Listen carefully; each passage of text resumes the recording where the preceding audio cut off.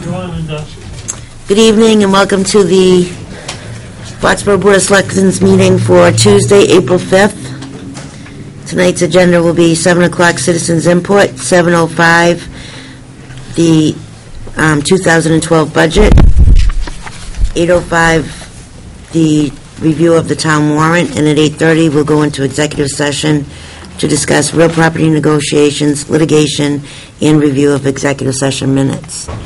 So can we start with the pledge? Larry? I pledge allegiance to the flag of the United States of America and to the republic for which it stands, one nation, under God, indivisible, with liberty and justice for all. And the time being 7 o'clock, citizens input. If anybody does need to speak this evening, please make your way to the microphone so that everybody's heard. Dick? I'll be very brief today for a change.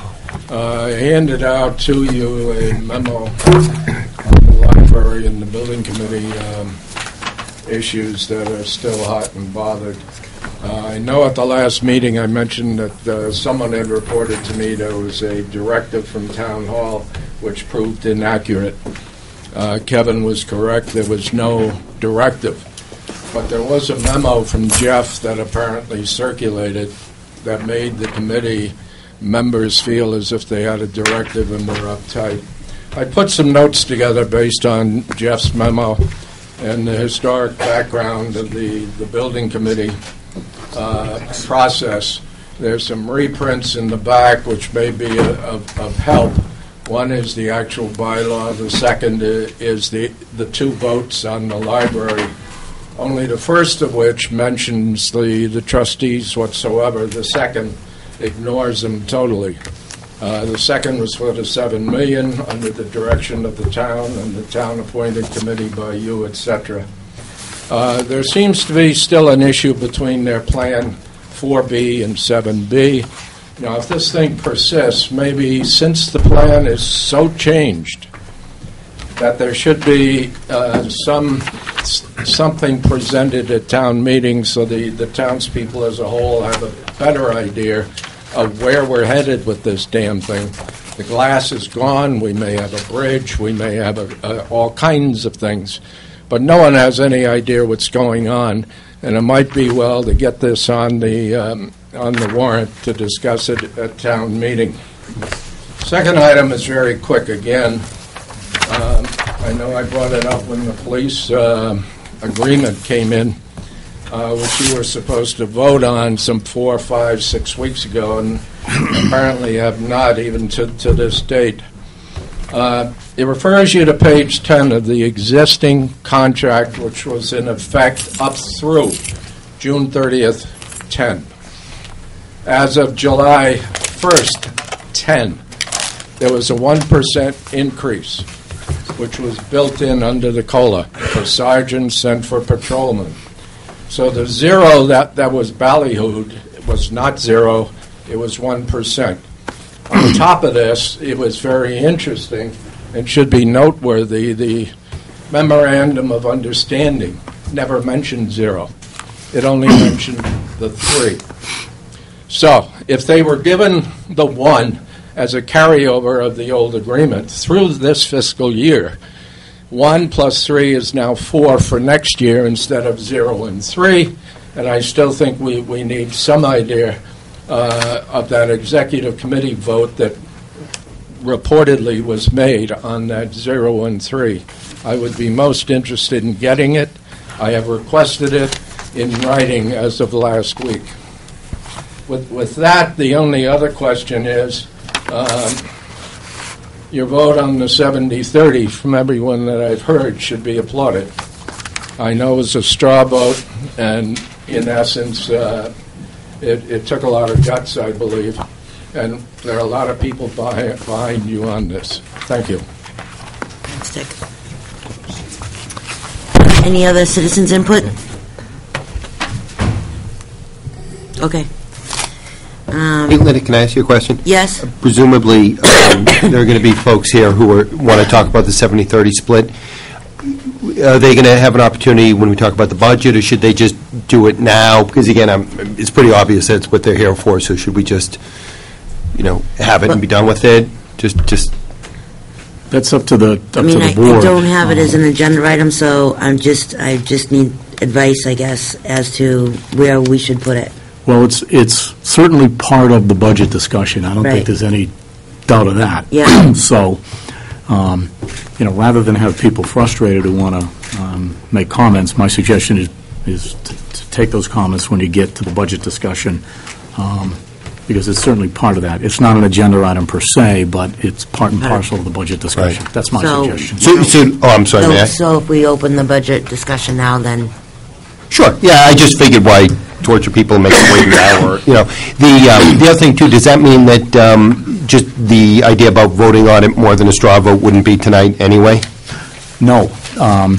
The formal vote that the board has to take is still being worked on by Labor Council, so I don't have that for you tonight. Right, but, okay. So it's not, that's why it's not on tonight. I'm anticipating that you'll have it for next week, but I can't guarantee it. But I'm pretty sure it will be.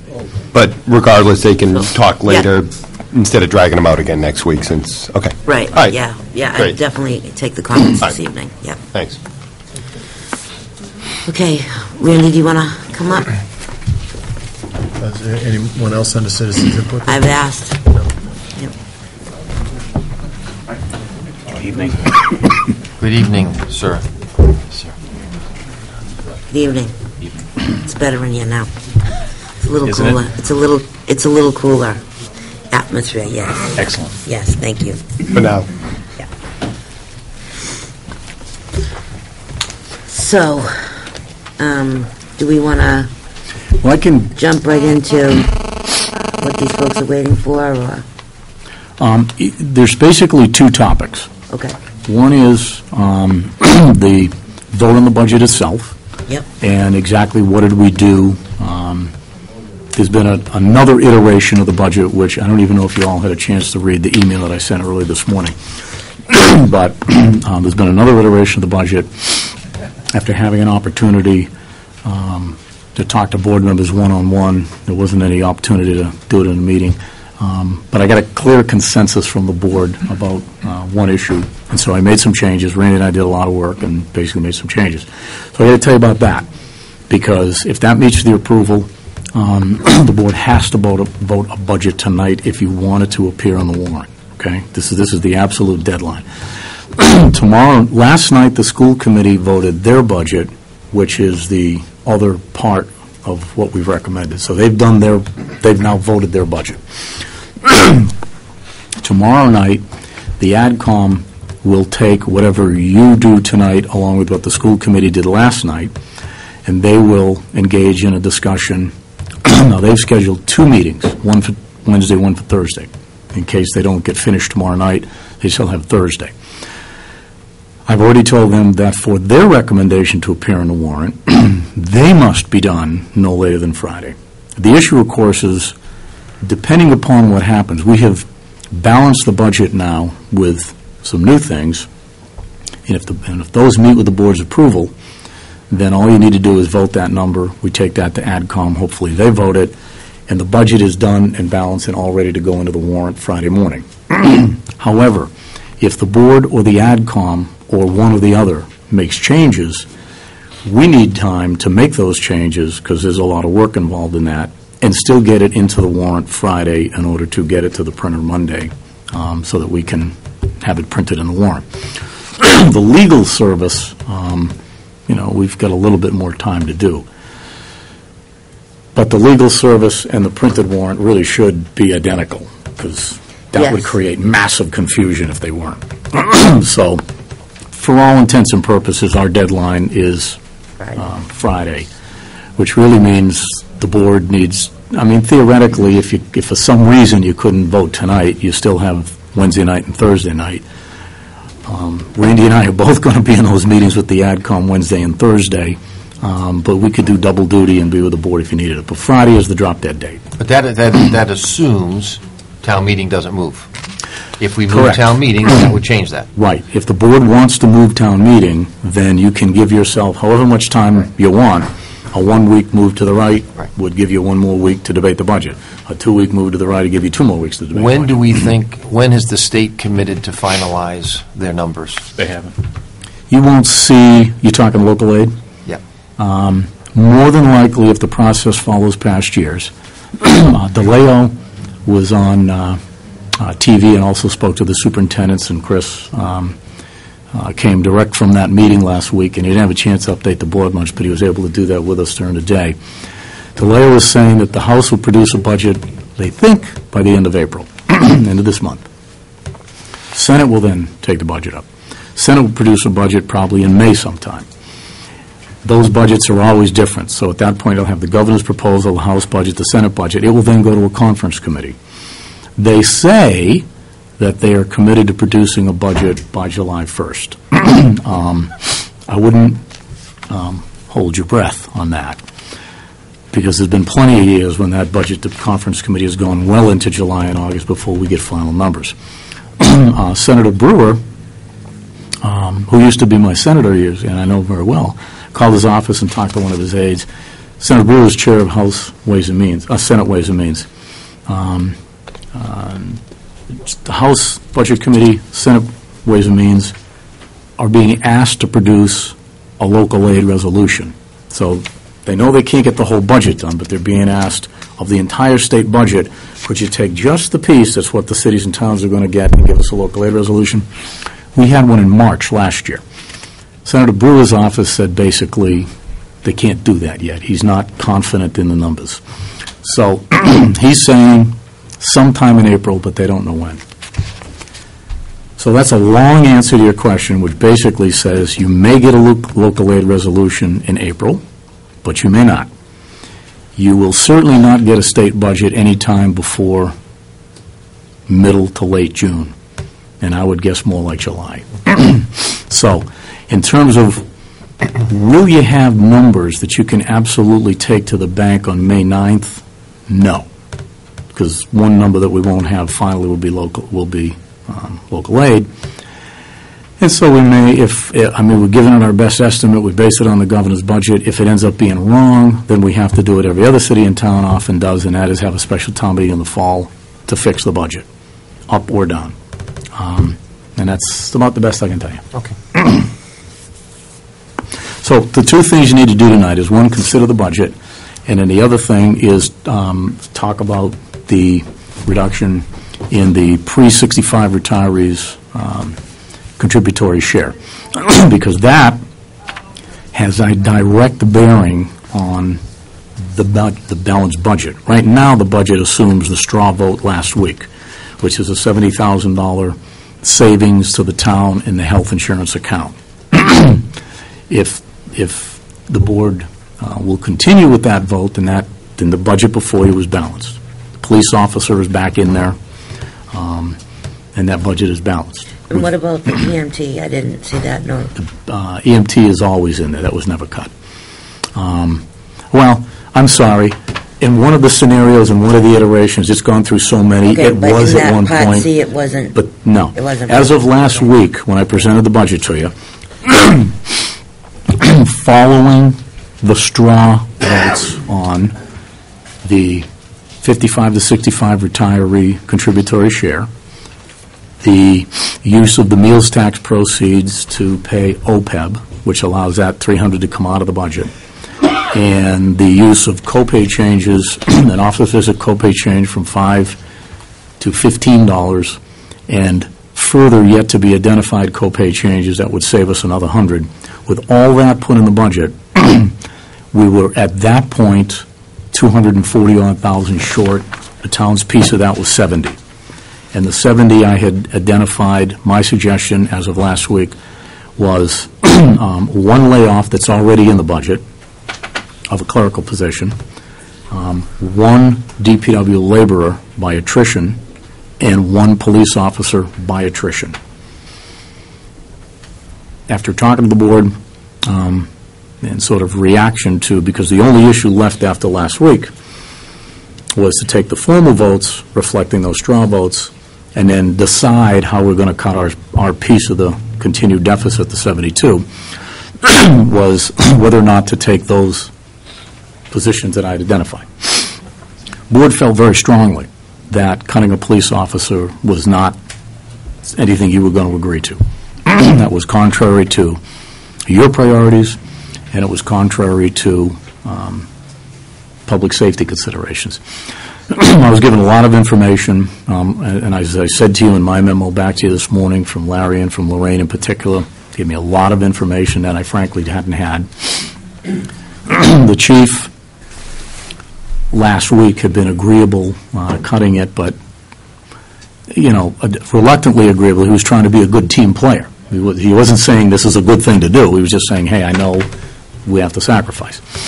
So after I got that information, Randy and I worked over the weekend, and basically Friday late afternoon, about 5:15, we got the health insurance rates, the final health insurance rates. We got the value of the $5 to $15 copay change. That was 3.5%. That's a decrement of 3.5, meaning the health insurance rate goes down 3.5 by putting that copay in. The health insurance rates had been budgeted at 7, but they came out a composite of about 7.4, because we have 4 different plans. One went up 7.8, one went up 7.1, averaged about 7.4. So we put all that in.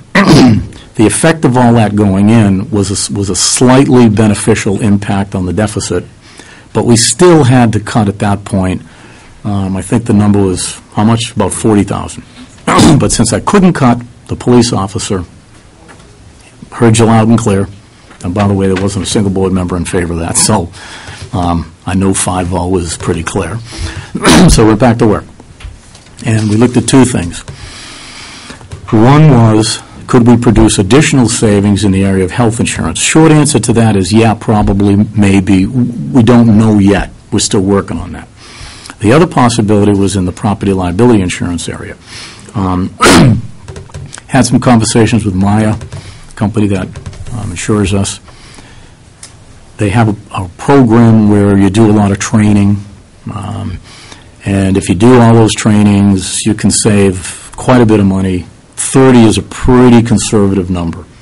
So basically what we did is put the police officer back in and reduce the property liability budget by $30,000. And it's balanced. Now, that $30,000, like many other parts of this budget, is something that has yet to happen, but I'm fully confident that it will. The thing that we've been lacking in order to take advantage of that program, and we take somewhat advantage of it. We might have saved $4,000 or $5,000 this year. But in order to take full advantage of it, you need someone who's dedicated to getting all the training opportunities, getting them to the right departments that have to do them, and there's even training that the board, has to do.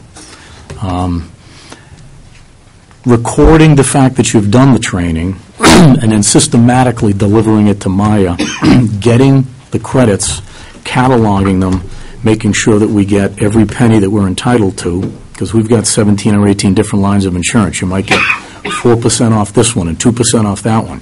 Cumulatively, it can be as much as $40,000 or $50,000. But somebody's got to be dedicated to doing that.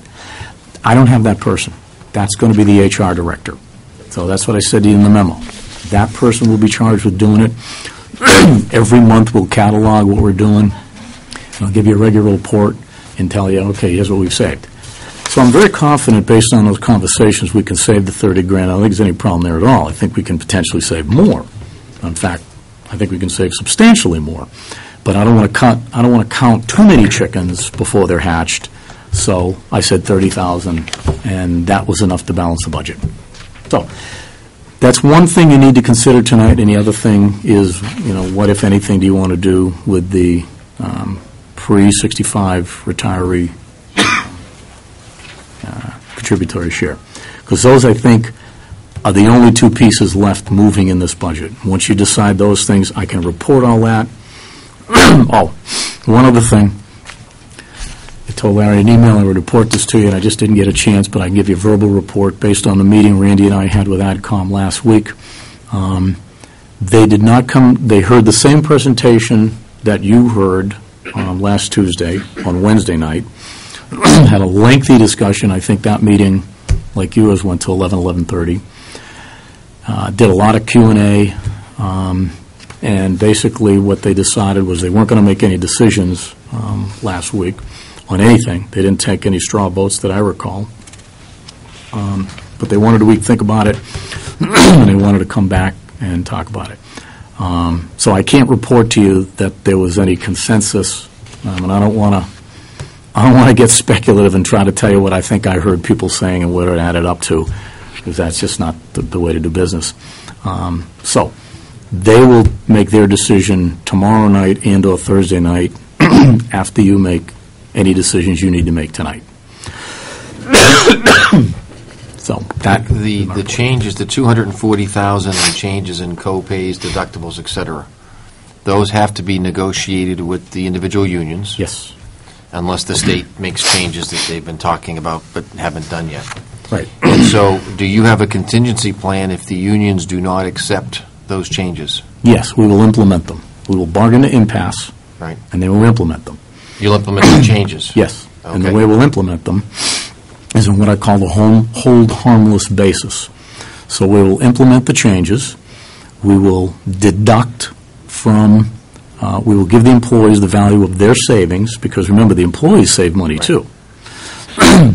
We will take the average utilization for any copay change we do, like office visits, on the three-tiered pharmaceutical, emergency room, whatever we have to implement. And any employee who goes over that average use, we will hold them harmless. We will reimburse them. So what we will be able to say, both to the bargaining units and to arbitrators or mediators, if it happens to go outside, no employee this has not cost any employee anything. Now, the reason we're going to save a lot of money is because every one of those procedures that does not take place because of these changes, and the carriers, their underwriters and actuaries have computed to a fairly well what everything is worth. They don't forgive money off a premium without knowing exactly what's going to happen. So what they can tell us is that we're going to save this much, and we might have to give that much back in the form of hold harmless, but we're still going to save a lot of money. So the fallback position is we'll implement it, as I said last week. Is there risk involved in that? Yes. But you minimize the risk by saying the employees have saved this much money, and we've reimbursed them past that, so nobody's been harmed. So the risk is really minimized. So who's going Is to it track totally all- negated? No. But is Who's it going to minimized? track 1,000 or 1,200 employees every time they go to the doctor? That would be monitoring. That's part of their responsibility. Yeah, and the practical, what actually happens, remember, the average number of, take office visits as an example. We go from 5 to 15. Average number of office visits may be 3.7 per member per year. It'll be less than 4 and more than 3, I can tell you, because that's what it always is. The value off the premium is around $240 per family. So, let's say a family of 4, an average family of 4.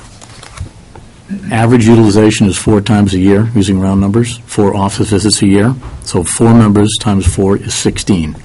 When the family hits 16 office visits, 16 office visits, we begin to say to them, we will reimburse you for every dollar over your savings. Okay? So the next X number of visits comes off the 240, and then we begin to reimburse.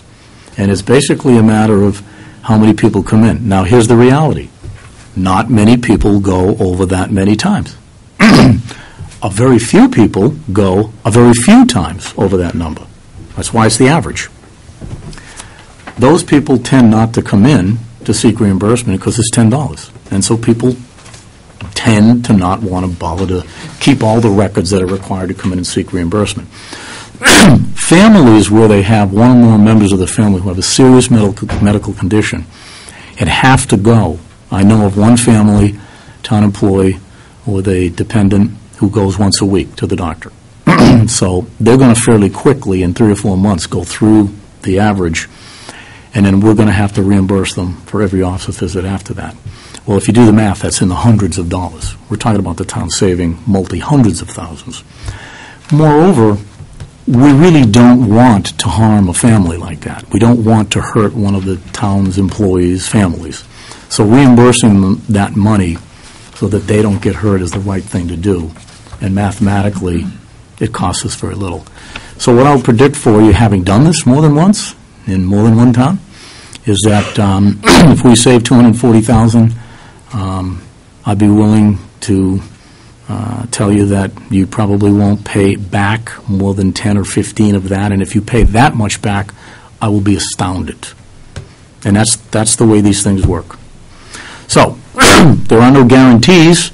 As I said to you last week, if one of the bargaining units decides they want to arbitrate this or mediate it, send it to some kind of closure mechanism, they're not satisfied with what we offer on a really nobody-gets-hurt basis, can I guarantee that a mediator 2 or 3 years from now, when it would finally get settled, wouldn't order the town, to do something? I can't guarantee it. Can I tell you it's a reasonably good chance? I'd say it's way, way over 75%. And again, the reason is because no employee, their out-of-pocket, is not going to be impacted. That's the key. If you can't say that, then you have a problem. But if you can truly say, no employee has to be out of pocket one dime, then a mediator is not likely to rule against you, particularly given the reality of what's going on right now. And the strong reality is we're going to get legislation that's going to let you do this anyways. So. Okay, well, why don't we... Oh, and one final thing, if I can.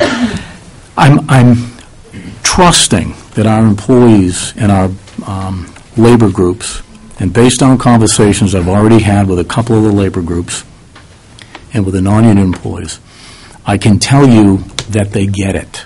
They understand we are under the gun, and they are very willing to be very reasonable in terms of these copay changes. Now, does that mean they'll agree to everything that we propose? I don't know, because I don't know yet everything that we're going to propose. But they understand. They're all telling me that clearly and unequivocally, that change has got to happen. If for no other reason than because everybody understands, if change doesn't happen voluntarily, it will get imposed by the Massachusetts legislature. It will get imposed, because the citizens of the Commonwealth are demanding that there be change. Giving $5 copays in the public sector is something that went away in the private sector 2 and 3 decades ago. I've said these things to you over and over, so I won't say it again. But the point is, the public is demanding that level of benefit be terminated. It's unreasonable. It's unfair. It's a burden to the taxpayers. It cannot continue. It is unsustainable fiscally. So everybody reads the same papers. Everybody watches the same TV. Everybody sees what just happened in New Hampshire. Everybody sees what happened in Wisconsin. People need to be reasonable, and they are being reasonable. So I'm very confident we'll get all this done on an amicable, cooperative basis. Well, I'm thinking we should entertain our visitors with their comments first about the 70-30. Is that okay with you? Sure. So, folks want to come up to the microphone. Just anytime that you're speaking tonight, please make sure that you use the microphone. I'm Todd Kaser. I represent the Foxborough Education Association. I'm also a taxpayer in this town. I'd like to agree with an awful lot of what you have to say tonight. I think the unions are being very reasonable. I think we are listening, and there is communication between both sides. What I feel is that the retirees don't have that ability. They don't have the representation. I look at here and I think of many of these employees have served their town for 20, 30, 40 years. And at the end of their time, oftentimes it said, I'd like to thank you on behalf of the town for, serving our children hot, nutritious meals and driving the buses and making sure the kids get there safely to school and plowing the streets at 2 a.m. so that we can all get to work and earn money on our side and keeping the streets free of crime so that we can safely sleep at night for educating the youth of the town and providing them with a safe and caring environment so they have the tools for the rest of their lives. And thank you for risking your lives by running into burning buildings to save our lives and rescue our worldly possessions. And after you give them their pen and pencil set, you turn around and say, oh, by the way, we're going to charge you more for your retiree benefits that we promised you that we would keep the same. I just don't think that's very right. I think reducing the retirement benefits will actually encourage, I think it's actually going to be a short-term benefit financially to you guys. I think you'll balance your budget, but I think long-term repercussions will be there. I think retirees will take a look back and say, well, maybe I can't retire right now and I'm going to stay on the payroll a few more years, when we should actually in some ways be encouraging them to retire early. The savings of somebody retiring at the top of their scale and somebody being hired at the lower end of their scales actually saves the town a lot more money than what you're actually asking right now. I think people are going to consider that in their retirement and probably stay on a year or two longer, which unfortunately takes away a lot of the flexibility in the town budgets as those people maintain their higher salaries for a longer period of time. I just think it's the morally right thing to do. It might be financially the right decision for you guys to make. I think it's morally the wrong decision. I think you're hurting employees here that don't have representation, that don't have a union to help defend their rights. And you guys can make this decision, and there's no collective bargaining on their part anymore. They've lost that upon retirement. And these people have given their lives. They've given up that private sector ability to make their millions of dollars. It's gone. They've served the town faithfully. And I think treating them this way is an injustice. I just think it's unfair. Thank you.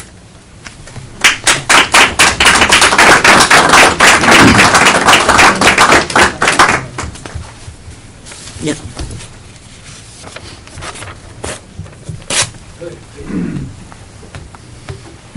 Thank you, Madam Chairman, for allowing me to address the board. My name is Robert Gollin. I lived at 7 Lion Lane here in Foxborough, and I had the distinct pleasure of serving the town as fire chief before my retirement. Those of you who know me know that I'm a man of few words. I keep my comments very brief. But I'm here to ask the board not to act in favor of this 70-30 change that's being proposed. Okay, this change will create a severe financial hardship among many retirees, possibly a 10 to 20% hit on their net income. I am, however, of this 30-year-old obscure referendum vote. But laws and codes and policies are repealed and amended all the time, which is what I believe should happen in this matter. I suggest that after a 30-year practice of what is currently in place, it should remain that way. I don't believe that our citizens wish to create such a financial hardship on our retirees. These people have served the town well for many years.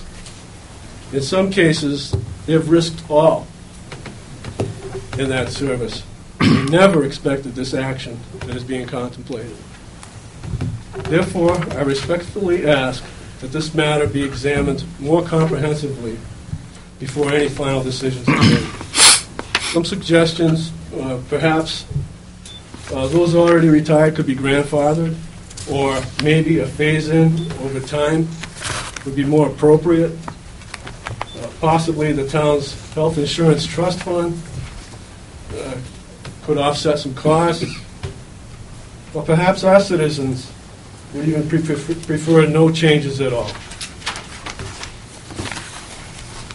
However, I do know that the numbers being mentioned are way beyond what's affordable to the retirees. I hope that we can come together in order to achieve a mutually satisfactory solution to this problem. Thank you for hearing me.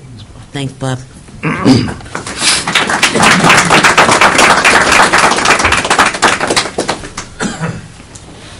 Anyone else?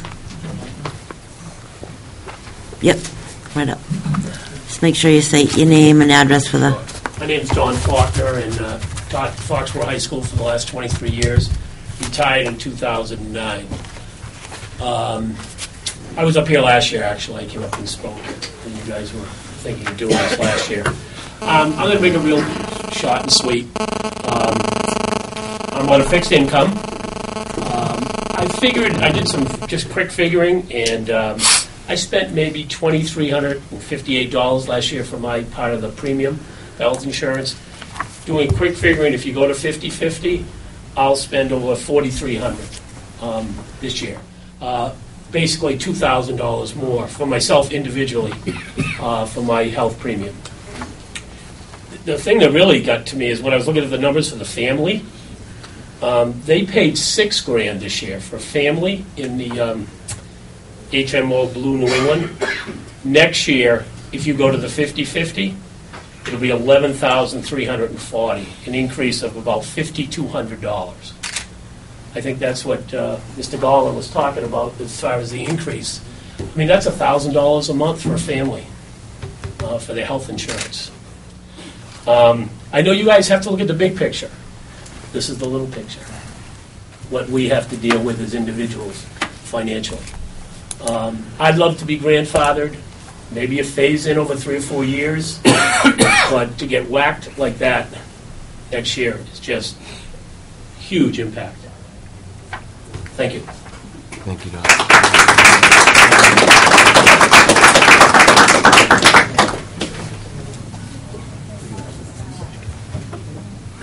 Anyone else? Okay. Does the board want to discuss this while we have folks here, or? Sure. There's a couple of things that those that watched the meeting Monday night, the school committee was here. One of the members of the school committee who would be impacted by this decision voted in favor of the decision. Because she felt it was in the best interest of the community, even though it wasn't in her personal best interest.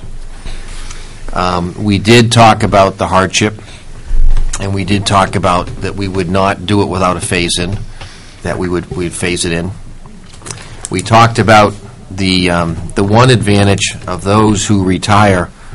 I guess the tough issue is when I talked to and Dawn and I didn't talk about this, but when I did talk to some of the teachers when I was on the school committee as to why they were retiring early, they said, because I've maxed out. There's no sense working for pennies on the dollar. I've already maxed out. So I'm not sure that I buy the argument that when someone is maxed out and they're earning pennies on the dollar that they're going to stay because of the health insurance, when a number of them do get part-time jobs or full-time jobs outside of that, because they're still young enough, many of these early retirees. It is a difficult conversation because nobody wants to change co-pays and nobody wants to change insurance premiums. But when we looked last week at the budget and we saw how much insurance under Proposition 2.5, we're able to raise taxes about $830,000. And we thought last year, or last meeting, that just the cost of health care alone was over $600,000. So if you take a look at what we can, and there are those that have argued in the community that we should not be taxing to the maximum, that we should not increase to 2.5% because we can. In fact, that we should not take that 825 and we ought to cut the budgets by that 825. But if you take that argument away for a second and say you do have the 825, 3/4 of it is gone just to cover the increase in health care. And then if you add the increase in pension costs, then it wipes out the entire growth of increase. And as Kevin said earlier today, when you look at whether it be Massachusetts, whether it be New Hampshire, whether it be Wisconsin, California, any state, lots of folks will say it's anti-union. And I think this board is clear. We said, for instance, last week we would not cut public safety, period, end of story. But we have to balance the budget. And when you look at our health care, the premium increases are killing us. They're wiping out all of the growth and revenue that we have, eliminating any ability to give existing employees raises going forward. And, if we can't afford to give raises going forward because there's no money, that creates long-term problems for us as well. I have not heard in the 17 years I've been in Foxborough any idea, any suggestion to put a Proposition 2.5 override on for operations. The town has been very conservative and not willing to spend the extra money. So we have to work within the budget. The last couple of years, all the revenue is going to employee benefits, and it leaves nothing left. We're using more and more of our free cash, having less and less free cash available. The town has been very generous. If you look at the budget that we have before us tonight, the total increase from fiscal 11 to fiscal 12 is $1,617,000, or 2.8%.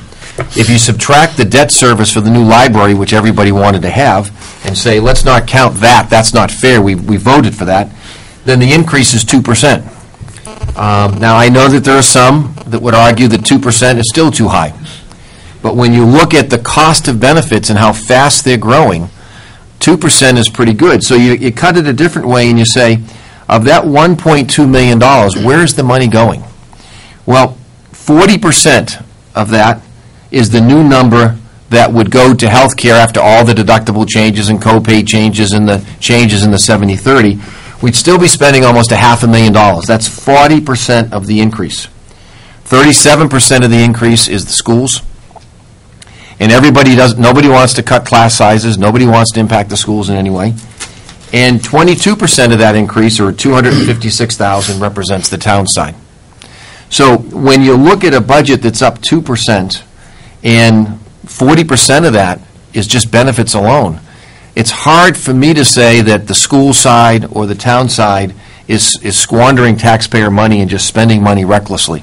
I recognize the fact that there are those that don't want to raise to the maximum and would like us to take that $1,167,000 and reduce it by the $832 and not have an increase at all.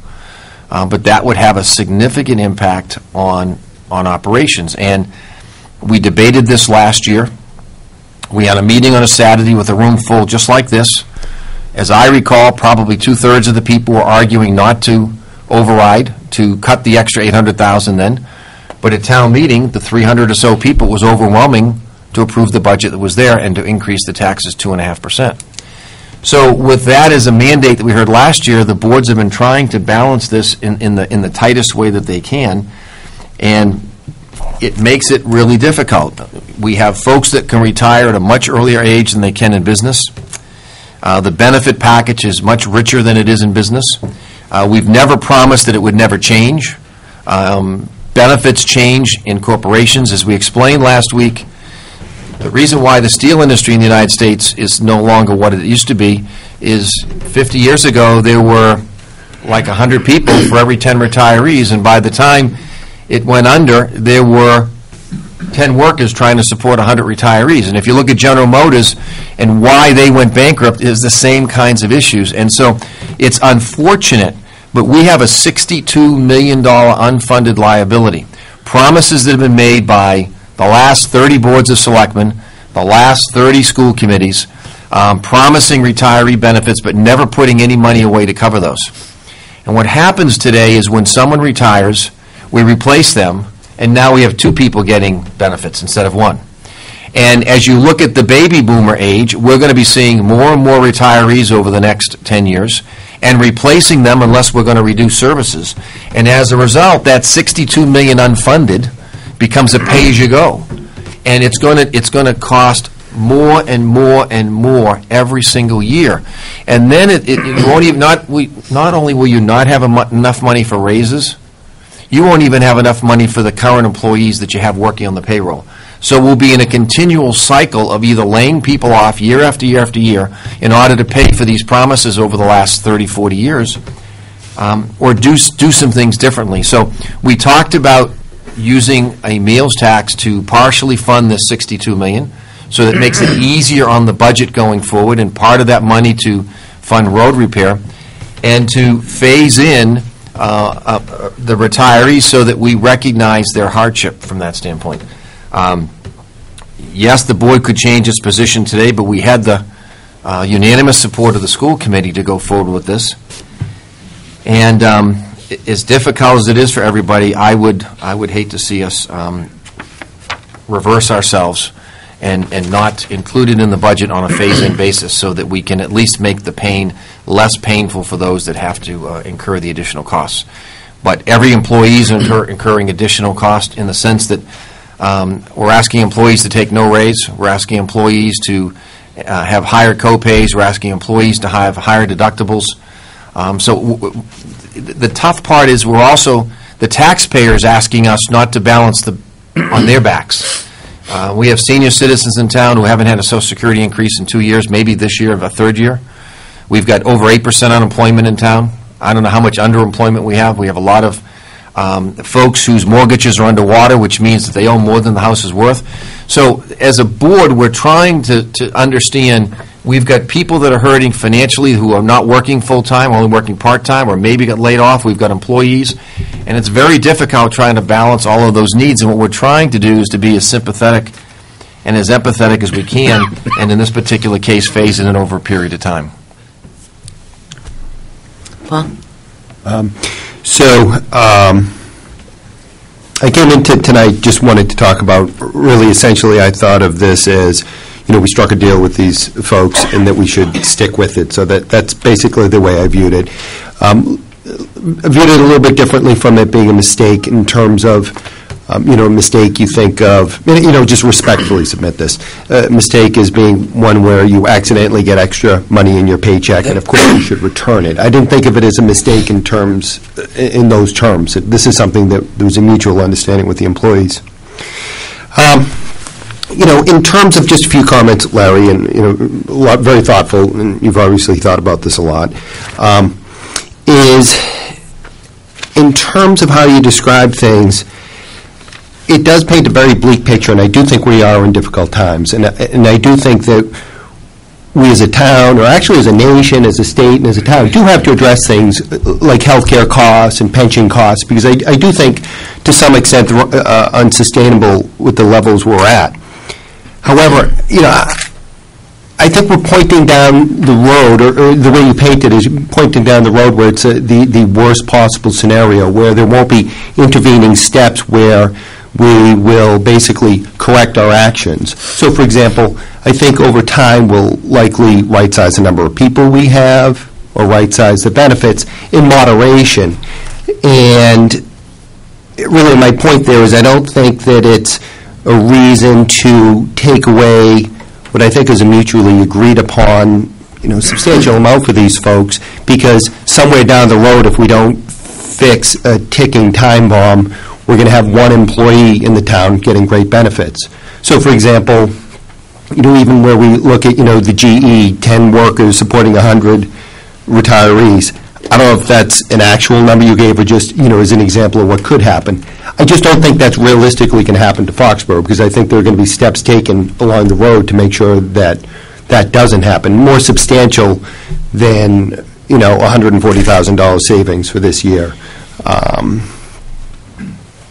Furthermore, just one last comment is that, again, we talked about the meals tax, and, this is actually just common for you, Linda, and it's not, to be snippy, but it's, we look at the two fire chiefs who are here, and I think they did render very good service for us during their years.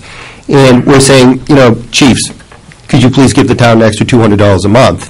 Yet, we're unwilling, the way I view it, and again, I don't mean the snippy is that, I'd rather ask outsiders to pay a meals tax than the chiefs to pay an extra $200 a month. That's just kind of the way I view it. And I just asked you to think about it that way and see if you, still want to, make the switch on the 70-30. And again, I mean that only very respectfully, because there are so many ways to look at it that, if you really look at it that way, you're like, yikes, that's tough. Likewise with you, Jim. I know you're not for the meals tax, but that's, I think, a very difficult thing. And I think between now and, before the ticking time bomb goes off, there are plenty of things that can happen. We already have the legislature, considering these things that Kevin mentioned earlier. And lastly, too, just employee morale. I think we all value our town employees. I think we want to keep, the best people that we can. And I think that this really sends a very poor message to would-be employees or to people who are here. They're like, something, they're going to take away that. What other things are they going to take away that are, I think this is just a tougher one. I think if we raise premiums and it's across the board, I think that's fine, but this one I just think is tougher. So, anyway, those are my thoughts. Thanks for listening. Jim? I'm kind of swaying towards the sentiment of Larry. I mean, I remember this clearly when we spoke about it last year. And I remember Todd coming up and almost the same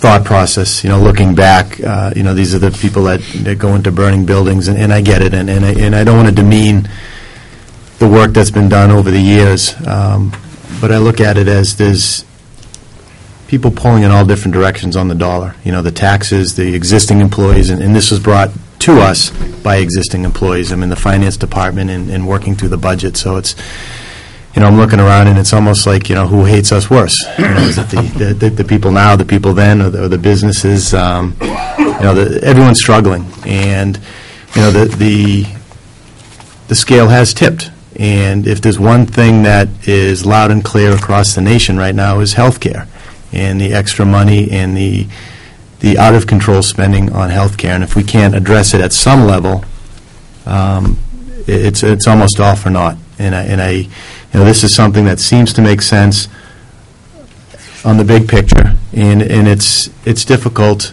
looking out and hearing the voices of the seniors. There's no doubt, and I do feel bad, but I got to look at it's a start where it came to us last year. It was a mistake.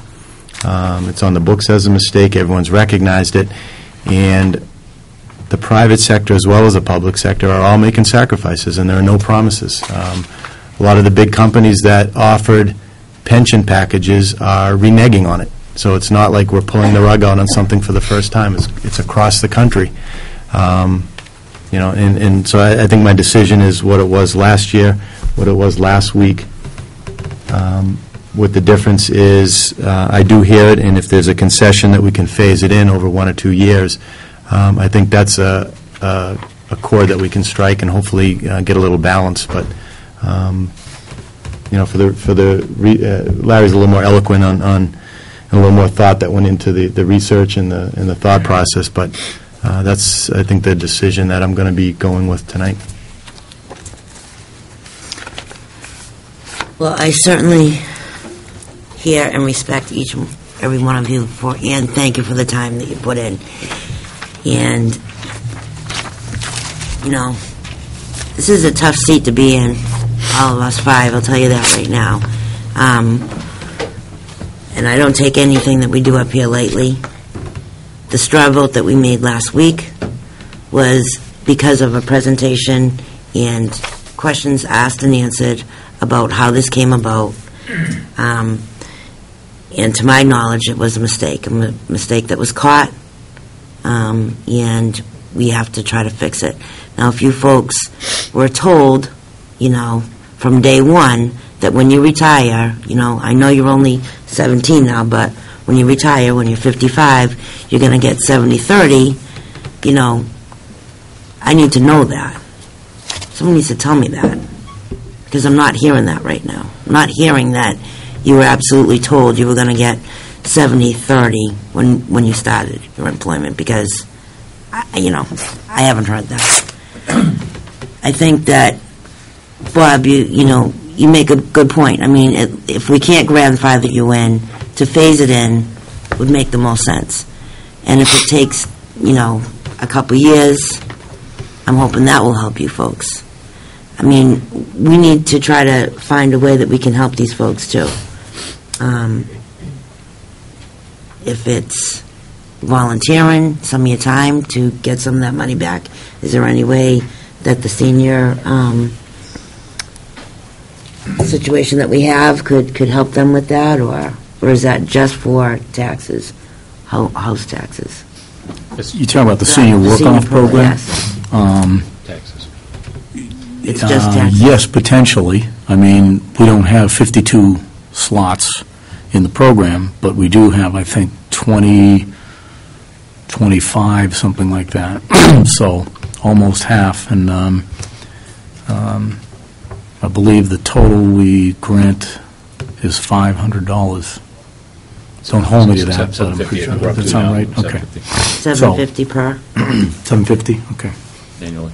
So, I don't know, I'm just throwing this out. If people were interested, because it's a voluntary program, it's always oversubscribed, we certainly would be more than happy to give people affected by this preference, and that's not a problem at all. And this, again, this will be voted on at town meeting, is that correct? Or is this our, No, Sorry, this Paul. this would be voted on by the board at a subsequent meeting as soon as I can get the form of the vote from council.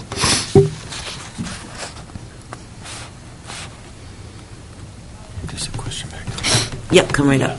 Linda, just, you said, did anyone ever tell us Yeah. that we were going to get? Can you please You know, come when up? I was It's doing just, my, Don Faulkner again. Yep, Don. When I was doing my planning for retirement, I did come up to the town hall a few times. Anybody who knows me will tell you, yep, I'm very precise on when I was told that I would pay the same as I was paying when I was working.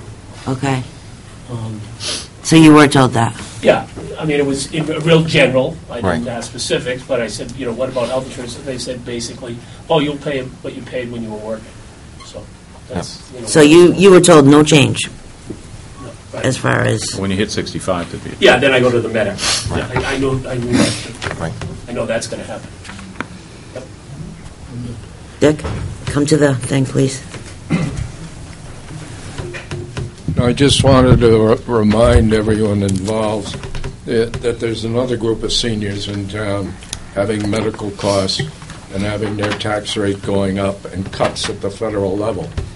I think what we need to do, and, I admire the work that many of the public safety and the educators have done over the years, without question. But there are 3,400 seniors in town with another policy supporting them and another medical plan supporting them. My Medicare B went up this year $1,200. I have a wife. She's on Social Security, too, at half the rate I am. Her medical went up $1,200. It's a flat rate increase in spite of what she gets out of Medicare. Medicare went up this year as well. I think it was only $10 on Medicare A. But last year, the private sector Medicare B went up $800 and some odd dollars on each of us. So the other seniors in town are getting hit with enormous raises. We heard today there may be vouchers starting next year on Medicare, and we're going to have to fight all of the insurance companies to find the best rate that's out there. In addition, the Medicare A is going to go up, and they'll take that cost out of our Social Security check. So not only have we been flat for 2 years, not 0 and 3, 0 and 0, but the prediction for next year is 0 as well, with increased Medicare costs. I think it has to be highlighted, much as several of you have said. We're all in this problem, and we all have to solve this problem together, not as individuals, not me. That me generation has got us in trouble, and I think we need to absorb this community. Dick, one of the things on the, I've asked Randy a question, and the question was that if one were to grandfather these people, what would the cost be until they maxed out and went into the, and the note, the answer says it starts at roughly the 140,000 we've been talking about this year, and declines gradually over many years. 13 will never qualify for Medicare and will always be on the active plan. Employed early in the 80s. So are we talking like $1 million? Oh, sure. I guess I'm sharing that because if you take this 50-plus people and you let them, you grandfather them, and you just change it from this point forward, there's still a cost of over $1 million to the taxpayer to do that. And when you look at this unfunded liability that we have on retirement costs to begin with, the $62 million, just so that everybody knows, our budget for the entire year, this year, is $58 million. So the unfunded liability, the promises that prior boards of selectmen and prior school committees have made for the last 30 years, Those promises add up to over 1 full year's worth of expenses. And they're growing exponentially. And that's why it's so important that we start to fund them. And so I wasn't trying to be draconian, Paul, but I was trying to make the point that $62 million of unfunded health care costs for retirees is greater than the entire budget that we have today. And that and Randy can show people the numbers, but when you look at the impact over the next few years to the budget, if we don't start funding and if we don't start addressing this, it really does become a very big number. And whether we do big layoffs or little layoffs or right sizes every year or whatever it would be, we are facing some difficult times. It does not look like the economy is as strong as people think.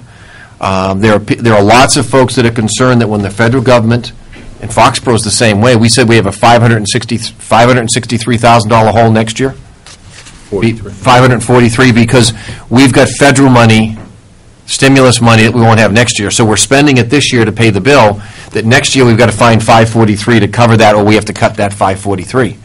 So again, no one likes cuts, but we're trying to spread this over as many people as we can. And again, there are a growing number of people in town that have suggested that we cut the budgets, not only what we did the other night, but another $800,000+ so that there's no increase at all.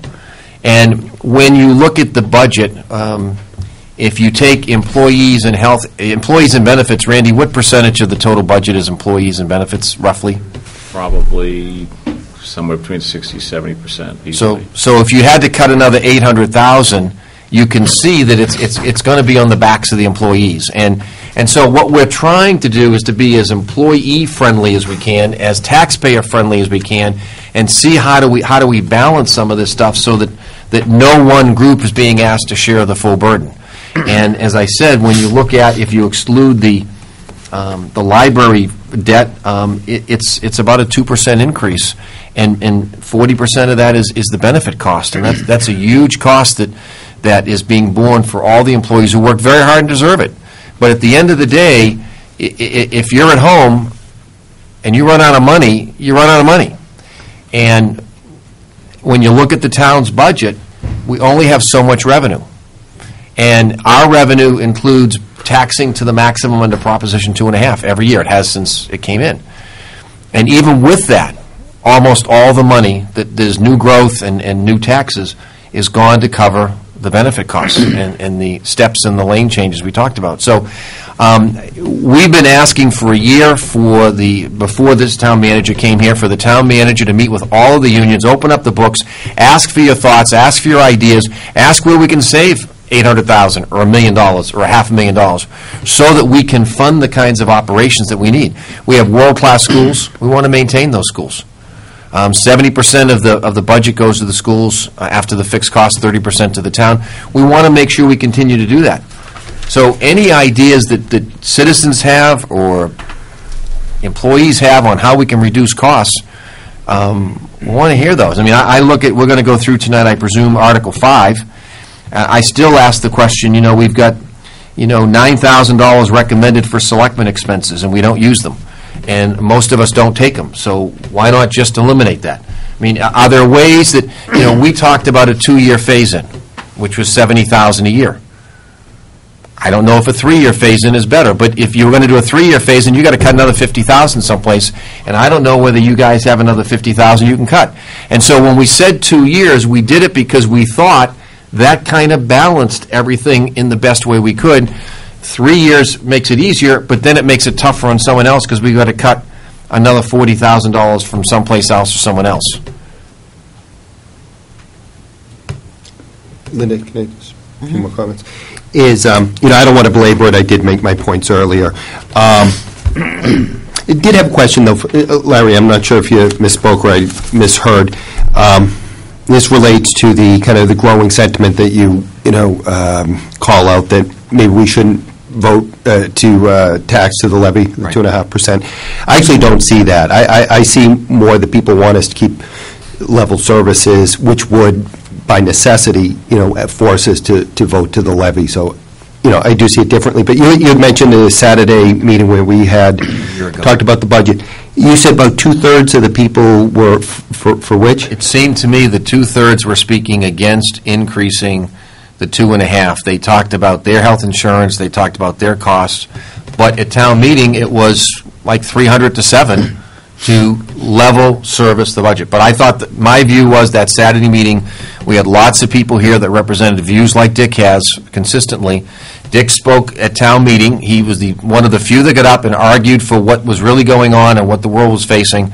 But as I said to Dick last week, that was a big minority because it was overwhelming that people wanted to do it. But I do think, Paul, I'm hearing more this year than last year of people that are saying they just simply can't afford the increase. And Randy, you and I talked about that just last week. So okay, thank you. So, I think that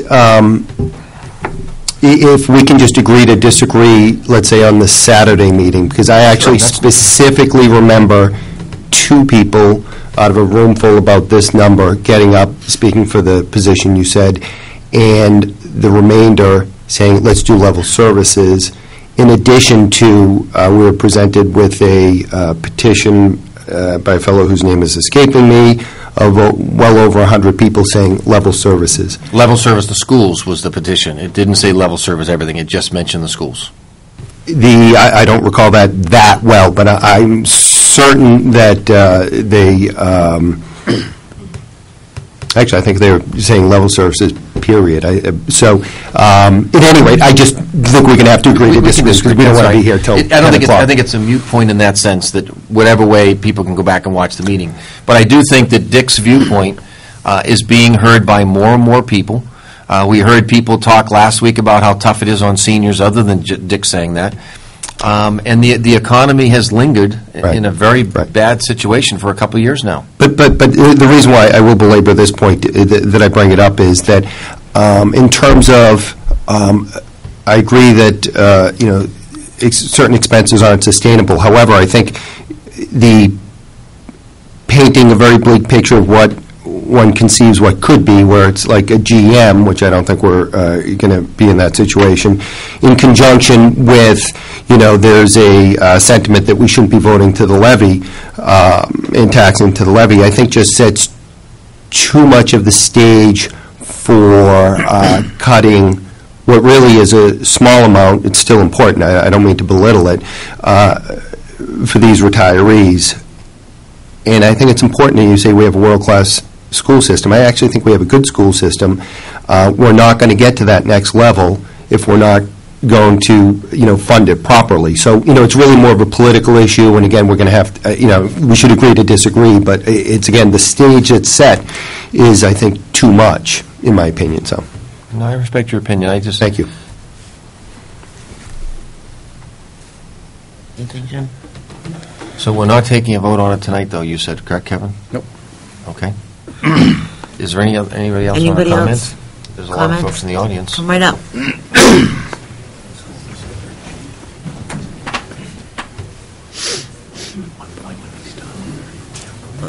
Okay. My name is Cindy Khalifa. I live on 30 Bird Street. Can everybody... Could you speak up a little bit, please? I'm sorry. That's Cindy okay. Khalifa, 30 Bird Street. How do you put this down?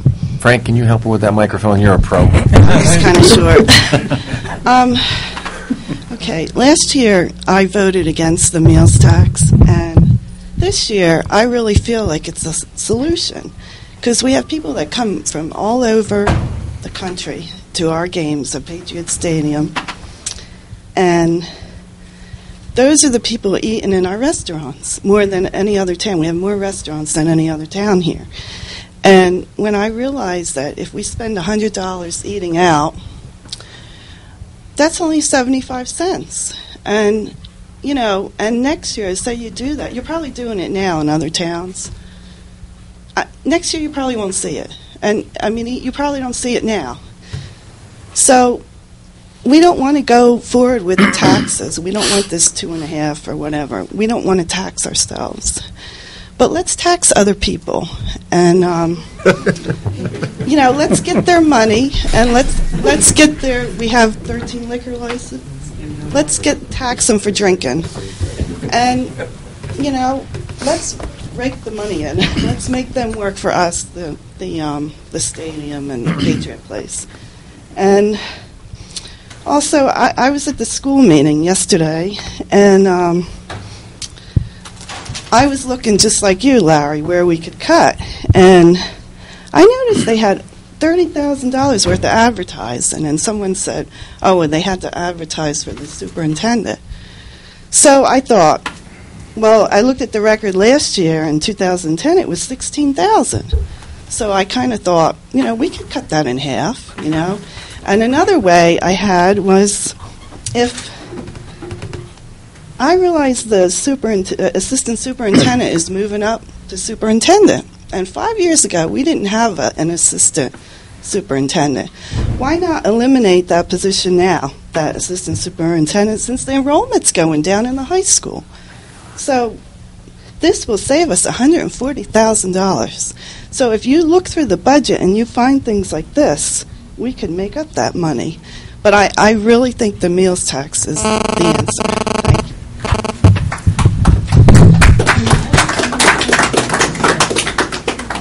Did you want to say something? Just very briefly, important point on the phasing out the early retiree amounts for subsidy. That will have a direct impact on the calculation of the town's OPEB liability. So if it wasn't going to change, and if it's approximately $140,000 a year, you can do the math. Over the liability is calculated over 30 years. So that's just doing easy math. That's $4.2 million without any inflation escalator. So when you add in an inflation escalator, medical inflation is actually a lot higher. It's a substantial fraction of that liability. So this will help us in that way as well, help the town in what it has to pay for that liability.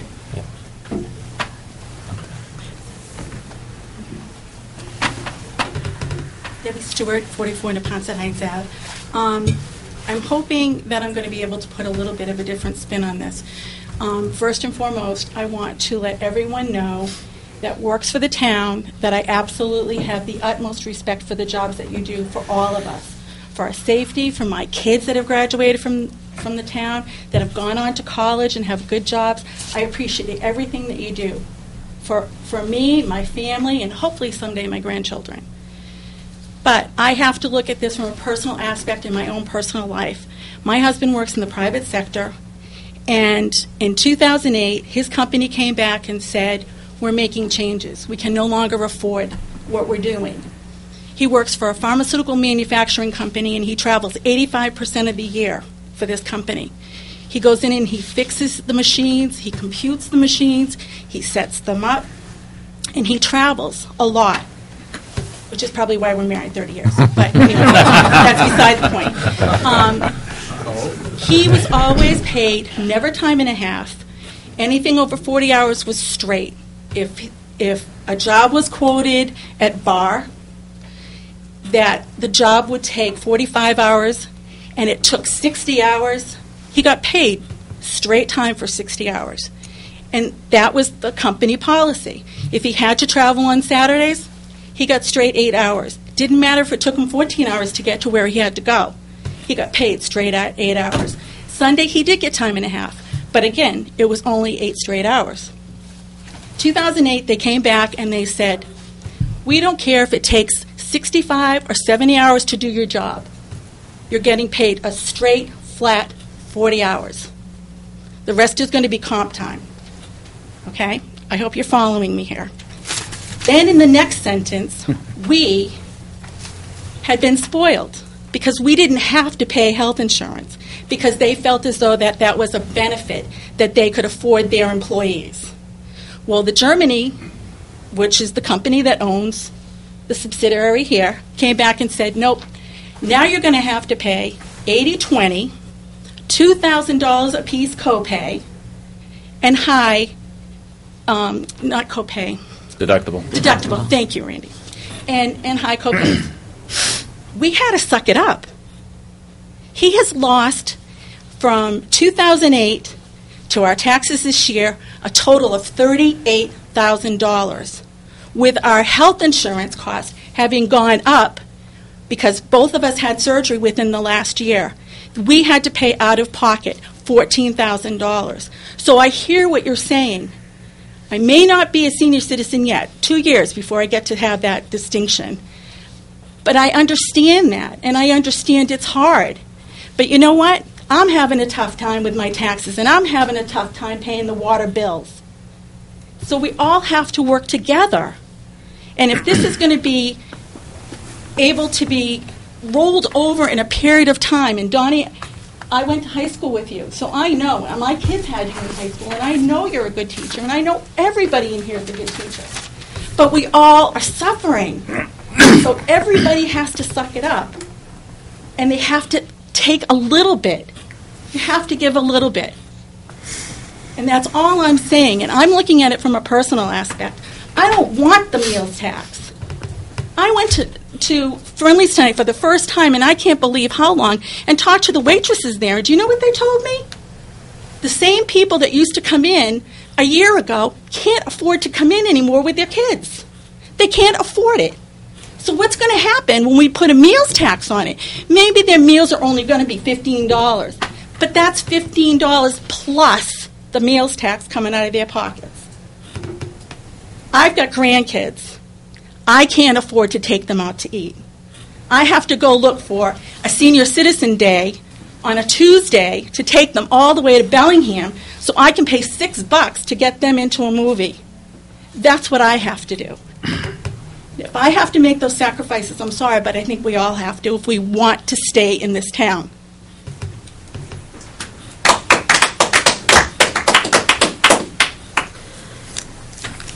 Anyone else? Okay. Madam Chairman, members of the board, you have a budget proposal in front of you, which requires the board's action, up, down, or changed in whatever way you deem. So, ready for a motion? Mm-hmm. I'd make a motion that we approve putting the budget as presented to us on the annual town meeting warrant. Is that the right? The amount would be, because you vote the whole thing, $699.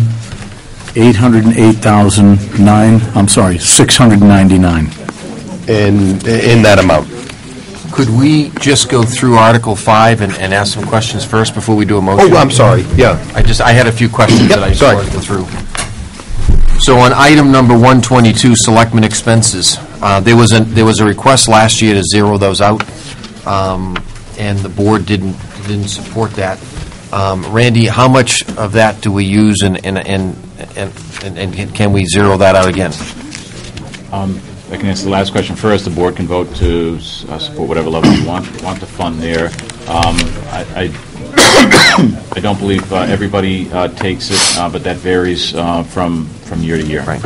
So I guess from my perspective on line item number 22, just to demonstrate that everybody has to share, I would recommend that line item for $8,986 be reduced to $1,000.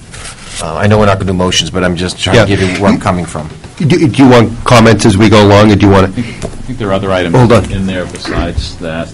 Yeah, I mean, however you. If you don't mind, I guess presumably some of the expenses we really can't cut, like, for example, paying Pauline to take our notes, right? That's correct. But in terms of probably what you're really thinking about is the stipend, yes. Right? Some of us don't take it. Right. I think it's $5,400. The stipend is $5,400? $5,400 is the direct expense money for the board. The other components in there are dues and subscriptions. That's the MMA membership, which I would strongly encourage you not to drop. Yeah. It's the stipend that I was trying to get. That's the $5,400. And Larry, I would just say this, that I think for some of us the stipend is more important than others. And for anyone who might, not just for the current board, so leave the current board out of it, but people who might, want to run for the board and get elected, I'd like to keep that in there for them, because I think that could actually be, if it's taken out, an amount that might stop someone from wanting to serve. And I think it's not unreasonable, because you do get expenses as a selectman, and I think that'd be pretty tough, and I think it would stop people from wanting to run or serve? Well, I don't know that I agree that it would stop someone from running. I just think that, and if you didn't want to eliminate it, if you want to reduce it, I think the Board of Selectmen should lead by example. And so whether we cut it 50% or we cut it 100%, I think we should do something. But Yeah, okay.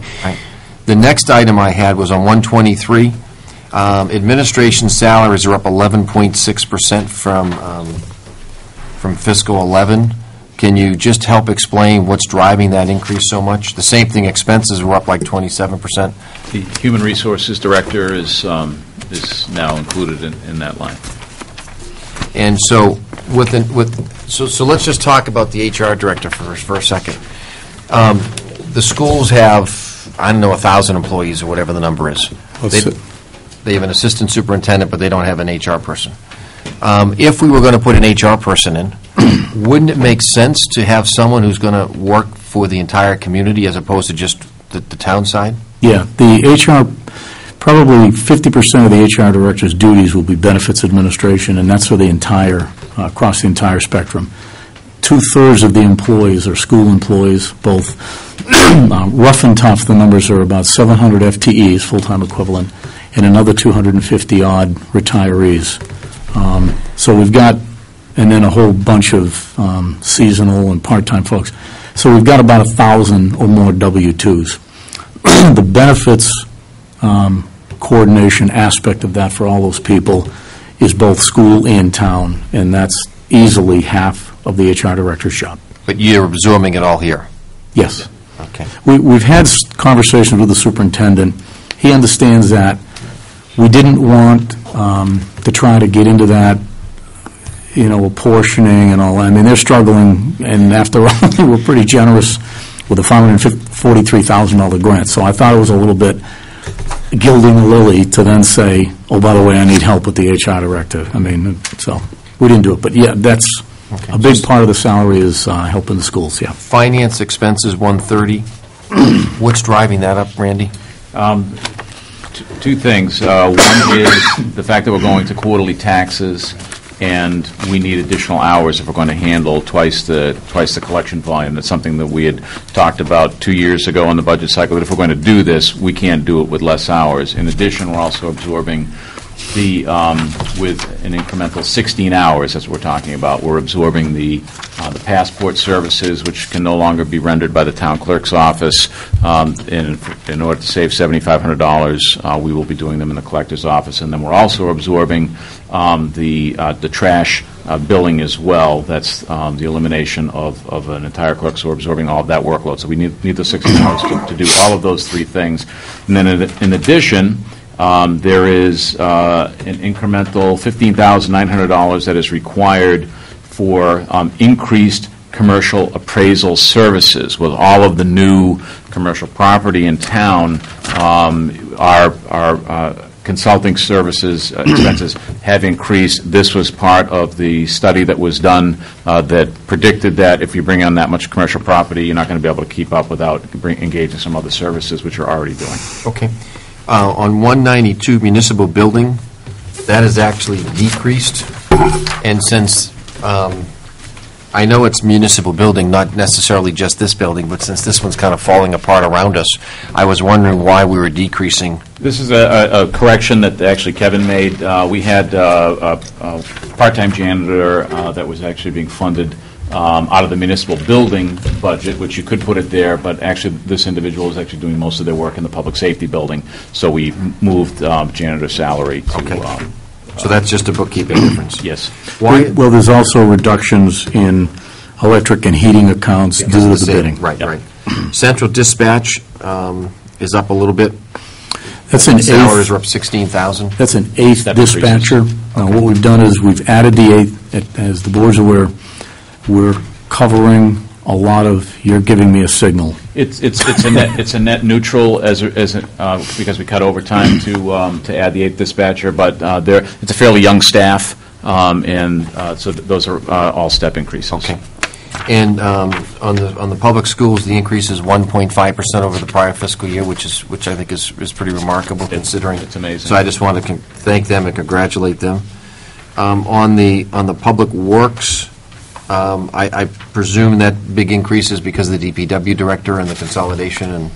Yeah, now, remember, a big number went in there, but equally big numbers came out of other places. So it's a 100% offset, and it's actually a gain of about 20,000 to the good. Right.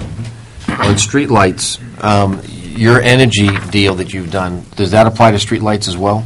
Not sure that it does. So I'm concerned with energy prices skyrocketing, whether or not kind of level funding streetlights isn't going to get you in trouble as we go through the year. We're not sure.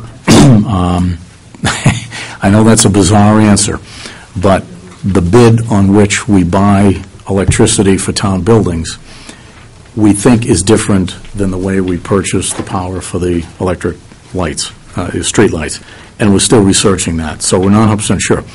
If it's the case that the bids apply there, then that budget would actually go down substantially, but I can't tell you that yet. It's quite a complicated negotiation. But you're working through it, okay. Yep. 510 Board of Health, salaries dropped pretty significantly. Due to the turnover there, any replacements, we have temporary positions in there right now, not including the health agent, but the other two support positions are temporary. So the assumption is that if those positions are permanently replaced, they would come in at lower steps.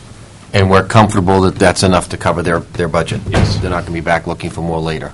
No, those salaries are right off the salary schedule, so, besides that, we're still looking at the regional concept, so there's a lot up in the air, and what I've communicated to the director and the board is that I'd like to keep, there's one permanent employee in there, and there's two temporary, and I'd like to keep those temporary. We're getting them at a favorable rate, number one, because of the economy. And number two, I'd like to continue to look at the possibility of regionalism before we put two permanent people in there, because once you put all permanent staff, now you've got to lay somebody off if you want to take advantage of a regional opportunity. We didn't get the grant.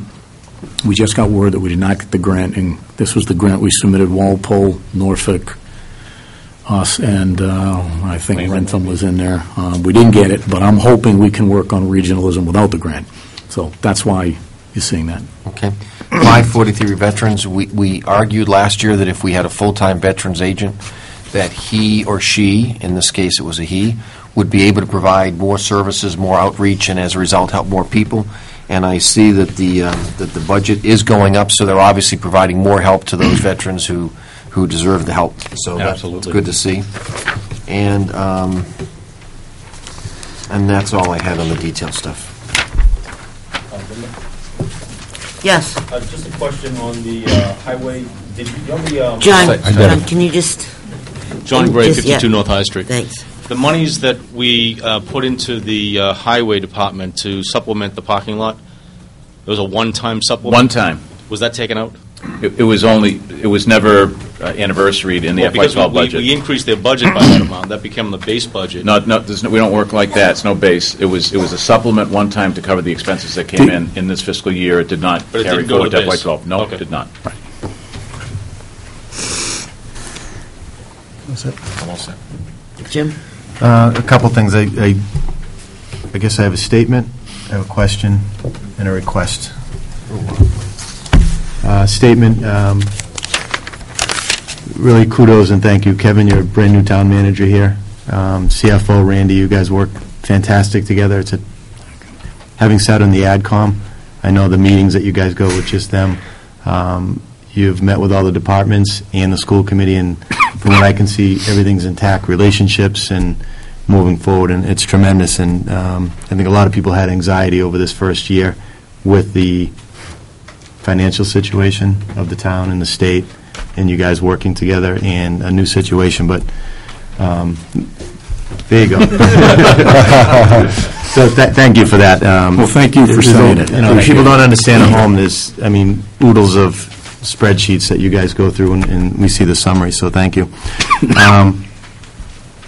Question, there's a line item in here for the new meals tax, and I can speak for hours on that, but that's not the topic tonight. But to put the meals tax in a budget and say it's balanced, I can see doing it for the 2.5% increase, because traditionally we've done that before. I can see doing it for the increased fees that the board voted on or will be voting on, to put that in the budget. But to put 300 in and call it balanced, and then have an asterisk with the OPEB that can come out, wouldn't it make more sense to take the meals tax out, even though the meals tax is on Article 4, so that'll get voted first before this, but take it out, and then maybe take the OPEB out and say it's a balanced budget, and then put it in if it gets voted? It just seems it's confusing people. That is entirely up to this board. You can do it either way. In other words, we can put it in the budget as it is now, with the assumption of passage of the meals tax, and if it does, then nothing has to happen with the budget, other than whatever holes are placed at town meeting, whatever discussion people want to make, and whatever amendments are approved.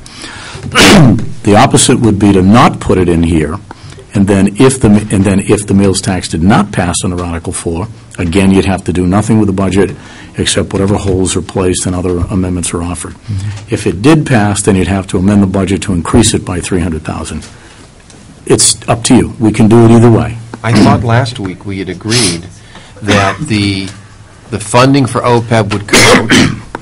Yes, last week you said very clearly that you wanted OPEB in the budget, and the assumption being you were recommending it, and therefore you wanted it in. Understood. But that was a straw vote. There was not an official vote, so you can do it whatever way you'd like. I understood it differently. I understood it that it was going to be, that it was going to come out of the budget, OPEB, the $300,000. You were going to use that as part of your balanced budget. The $300,000 was going to be over here. If the meals tax passed, it was going to fund OPEB. Someone's shaking his head, so I guess someone agrees with me. And that it would be used for road repair program. And if, in fact, it didn't pass, then the superintendent and the town manager agreed that they would have to go back, even though the budget was approved, and cut another $300,000 because they wanted to fund it. So that's what I thought we had agreed to in our last meeting. And when I called you today and we didn't connect, the question I had was this thing that says $300K added from local options meals tax. I wasn't sure what that was, because that's not what we agreed to last week.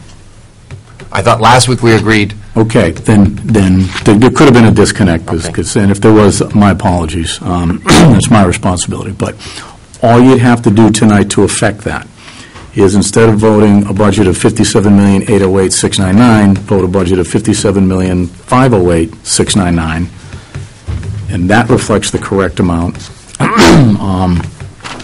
We have to go into the budget and make some changes in order to, basically what we have to do is we have to tell the school committee $200,000 of reductions in this budget has to be made. Now, last night, the school committee voted a budget reflecting the $300,000 in the budget, okay?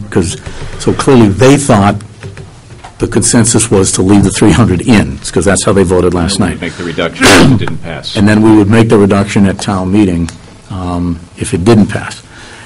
I didn't come here tonight prepared to give you a recommendation on where we would cut our $100,000, because my assumption was tonight you were going to pass a budget with the $300 in. Right. And then next week or the week after, I'd give you a list and say, here's where I propose $100 will come out if it doesn't pass. And that would be the motion we'd have ready. So I can't tell you as we sit here tonight where I would recommend we cut this budget $100, but I could certainly do that by next week or the week after. I was going to do that anyways. So it really is up to you. The dilemma is, since the number $57,508,699 adds up, is the mathematical addition of all these lines, probably what I'd have to do is I'd have to take the OPEB number out of here, because I got to take something out in order to make it balance. Just because when we funded OPEB, because we did fund it last year, it's not funded in Article 5.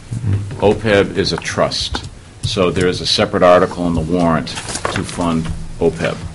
So just to be clear, mechanically, these are separate. Right. And the funding source in that article would be the meals tax if it passes. It can be. So it can be. There's a technicality that I'd like the board to consider at some point. Yep. Yeah.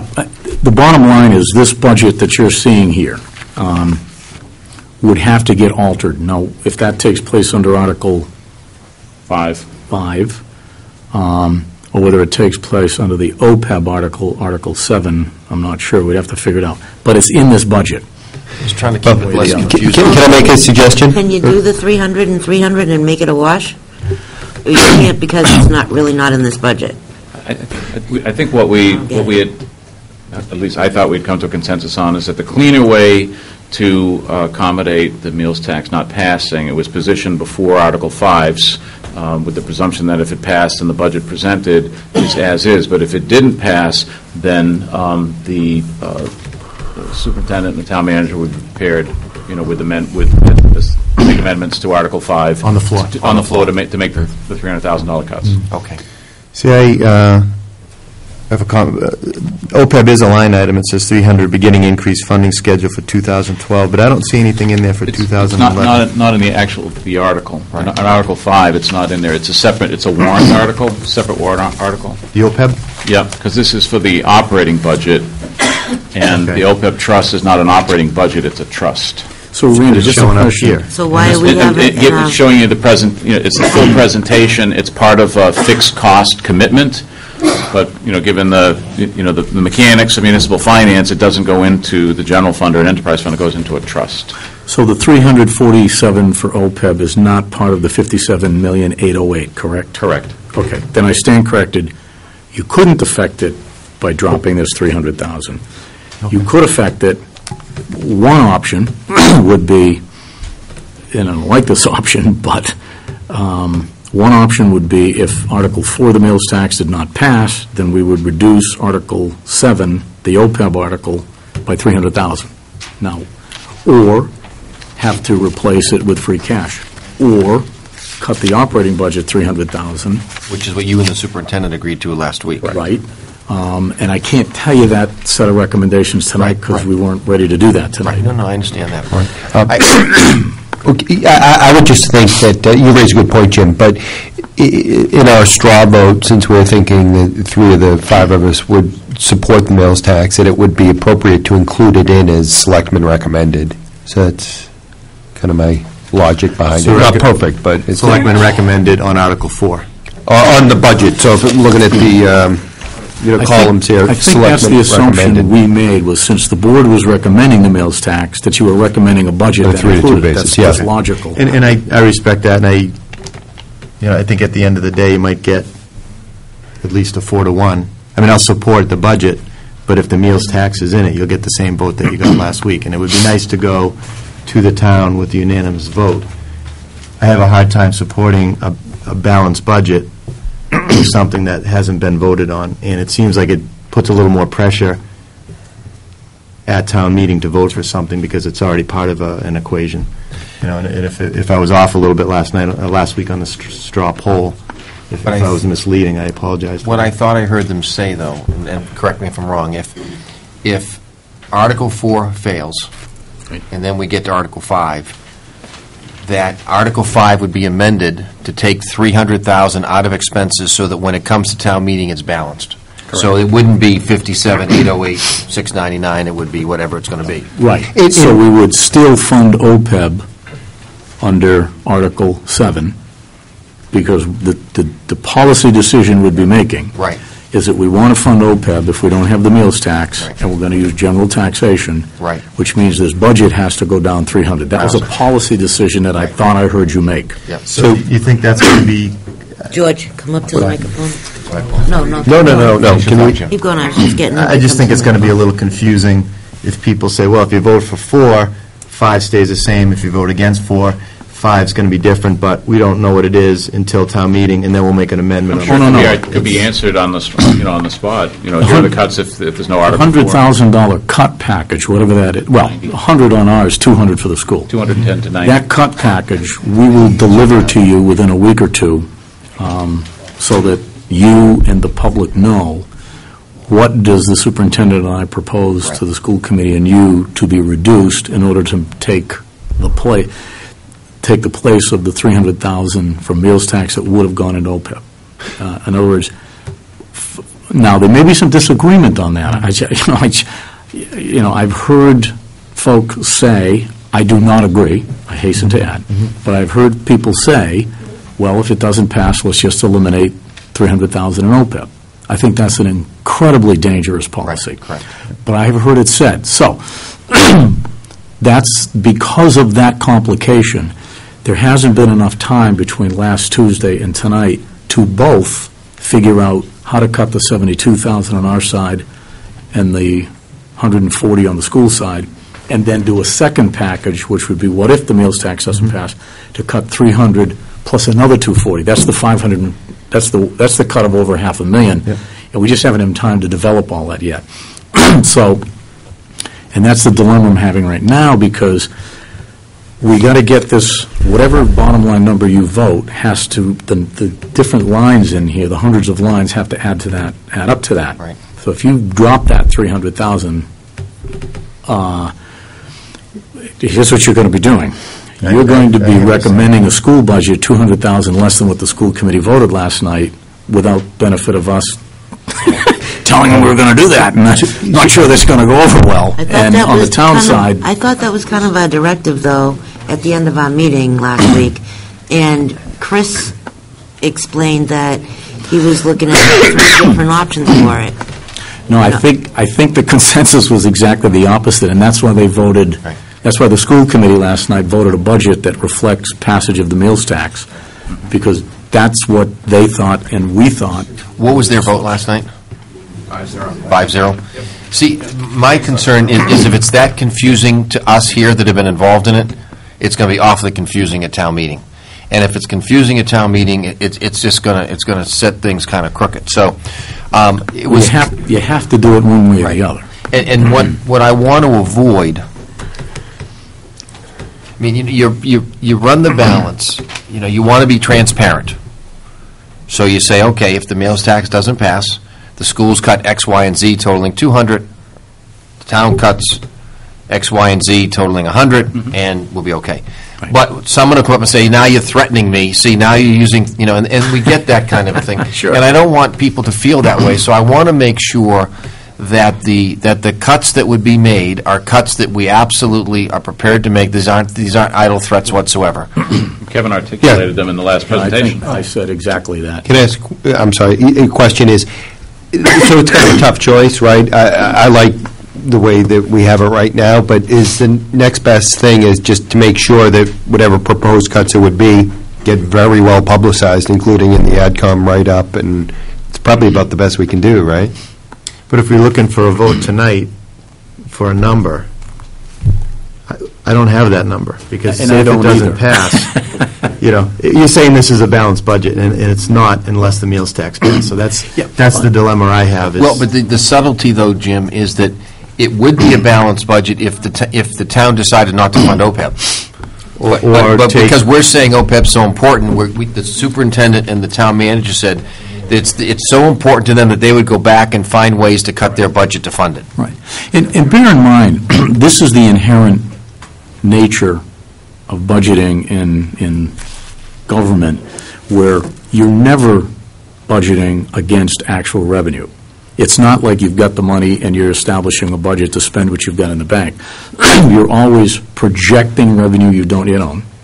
You're making a whole bunch of assumptions. I mean, It's like state aid. talk about OPEB. But the difference State aid is 10 times bigger than you're OPEB. gambling on something that got turned down 3 times. So it's Twice. Right? Twice. You're predicting. Oh, that was not a Freudian slip. I would tell you this, Jim. In the very, very recent history, one second, the police article that was in front of the town meeting last time, overwhelming people liked that article. People were very offended when they showed up, and it changed, and they didn't understand it, and we almost lost it. If this isn't crystal clear going into it, and it's not crystal clear when we vote on a number to support it, I think there's going to be problems. I can't see how it wouldn't be crystal. Yeah. 300,000, we lose if we don't have it, and there'll be 300,000 in cuts proposed to come out. That's crystal. I don't think there's going to be any confusion either at town meeting or prior to, and the reason is simple. We are going to prepare a list of what will be reduced if the meals tax doesn't pass. It's 300,000, that's the amount. Plus X amount of road repair or whatever, because the meals tax is more than 300. It's an additional 302 $2,000 on top of that. So we're going to say, here's what is at stake if the meals tax doesn't pass. $300 out of this operating budget and $302 worth of something else, whatever, and I don't even know what that is yet. See, that's, But I think that's I will know. my dilemma a little bit, because it almost goes back to last week's meeting where we said, well, we'll do the meals tax, and if not, we're not going to fund the road repairs, and the roads are going to get worse, so we're not going to fund the OPEB, and our grandchildren are going to have to pay it. I don't want it to be a this or that, what Larry had just said. Well, it has to be either you say, here's a budget which does not include an assumption of that revenue, and so if you pass it, we'll add this back in, whatever these things are. Or, here's a budget that assumes it, and if you don't pass it, here's what we'll take out. It's got to be one or the other, because there's no other way to do a municipal budget. So in this case, we'll be back to you within a week or two with a cut list, and we'll be saying to you, here's our proposal. And you'll say, I gave you a cut list last week, and you said, nope, put the comp in. So we'll put the comp in. Now, I will propose a cut list for you. You'll react to it. You'll tell me, yep, okay, or no, or change this component, whatever. And within 2 or 3 weeks, we will have a cut list. We will then do everything we can to publicize that.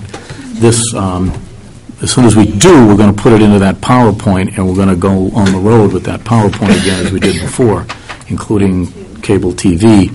And I think there will be a lot of publicity explaining it, what's at stake, either or. Then at town meeting, we'll do that. On a $57 million budget, you got to do a whole road show on $300,000? It's not just a road show. $7 million.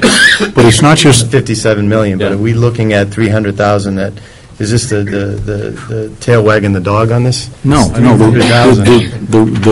presentation is the same one you saw. It's on the whole budget. Sure. And it says, here's a level services budget. Yeah. Here's the shortfall in the revenue that we had to do it, and here's how we made it up, and the meals tax is part of that. It's the same story you heard last week, but with that PowerPoint updated to reflect the votes you took last week, and a lot of that work has already been done. And then it's going to end with 2 scenarios, just exactly like sometimes there's been 2, sometimes there's been 3. But there will be 2 scenarios: passage of the meals tax, non-passage of the meals tax. I don't think anybody is going to be confused in terms of knowing exactly what's at stake. I mean, it's pretty straightforward. Speaking for the town side, I don't know, excuse me, what it means on the school side. I have no idea. Because they've had to absorb $140,000 cut. We've had to absorb a $70,000 cut. On top of that, they'll have to absorb another $200,000. We'll have to absorb another $100,000. So I have no idea what the implications are on the school side. However, at least on the school side, you have something of an advantage in that it's one number that just gets cut by 2. In our case, it's dozens of numbers, and I can't tell you if it's going to be 10 or it's going to be 1 line. I don't know yet. Okay. All right, and then the last thing I had a request, there's 5 or 6 AdCom people here, so I'm not looking at this in a little vacuum. I wasn't able to get to the meeting on Wednesday. I heard different things. Hopefully I can get there tomorrow, but not to put you on the spot, is there somebody that can just give us a elevator speech quick of how you're looking at the presentation and the budget and what your problems are next week, or tomorrow and the next day?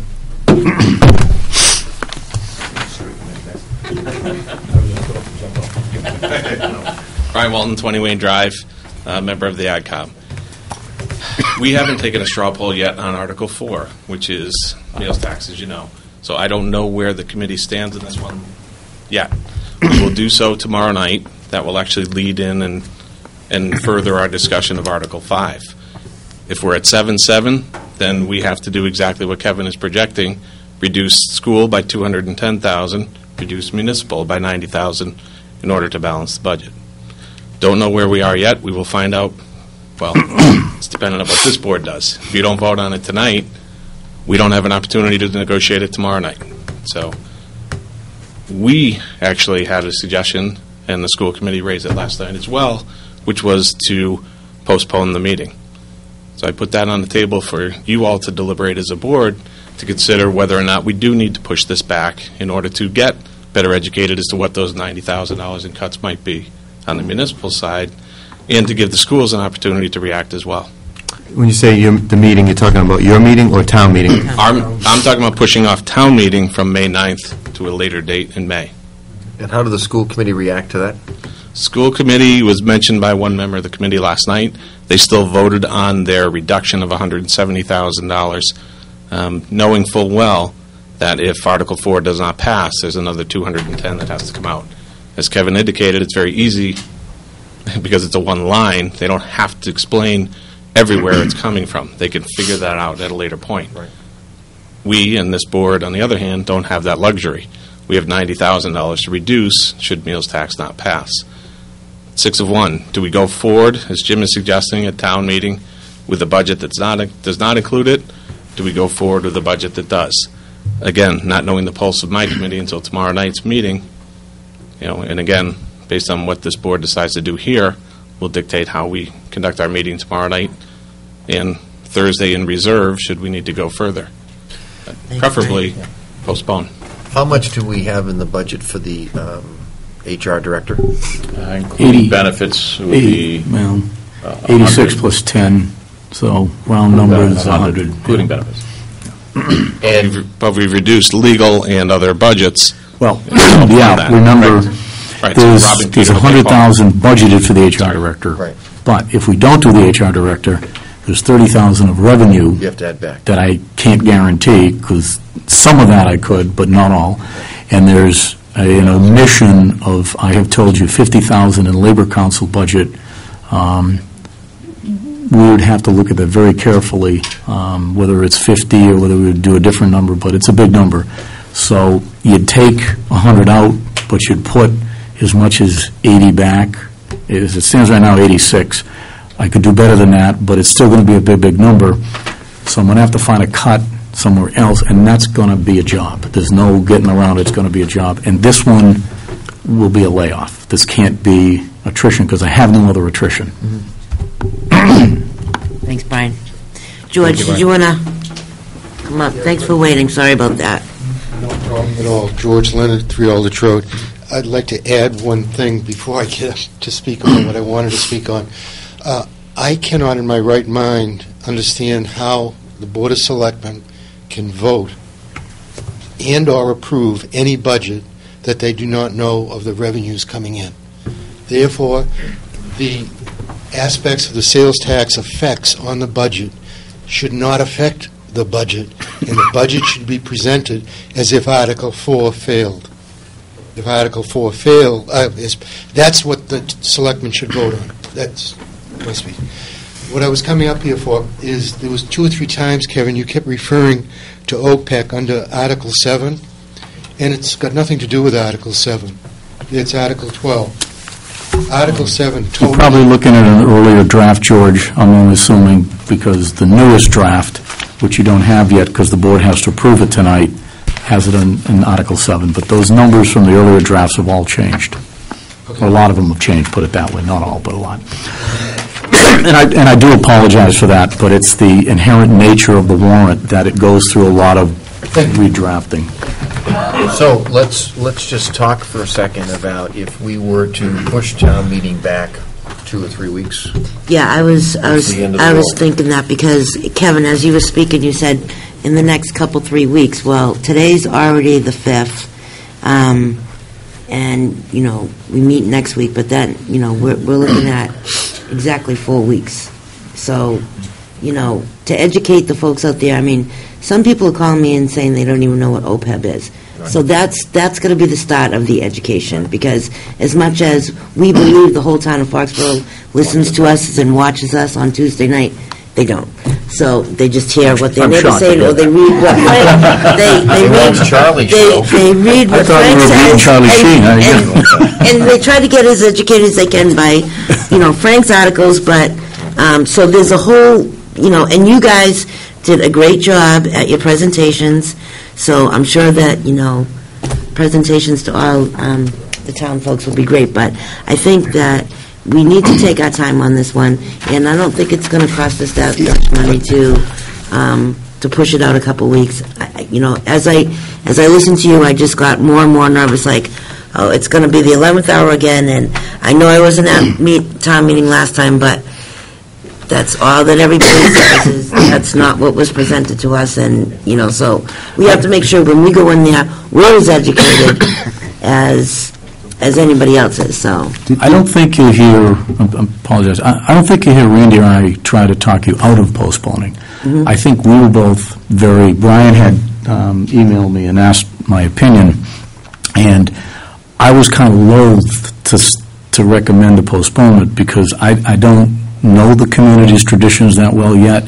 In some communities, if you suggest the postponement of town meeting, then you find yourself in some very bad situations on the town common quickly. So I wasn't going to do that without knowing what the implications were.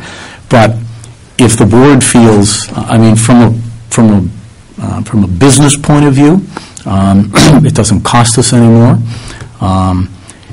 Every week that passes gives us a little more information. Some of it good, some of it bad. This week we got good information. Last week we had bad information. I can't tell you what we're going to get next week. But every week it gets a little more accurate. Now, at the end of the day, I want to be absolutely honest with you. You are going to pass a town budget at some point, because you have to do it by law prior to July 1. Actually, you got to do it well prior to that by law. But at some point prior to that date, you're going to pass town budget. You are not going to have all the facts, because the one big one you're not going to have is local aid. I could almost guarantee it.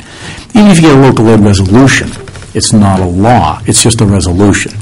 And they have deviated from it. Not a lot, but they've deviated.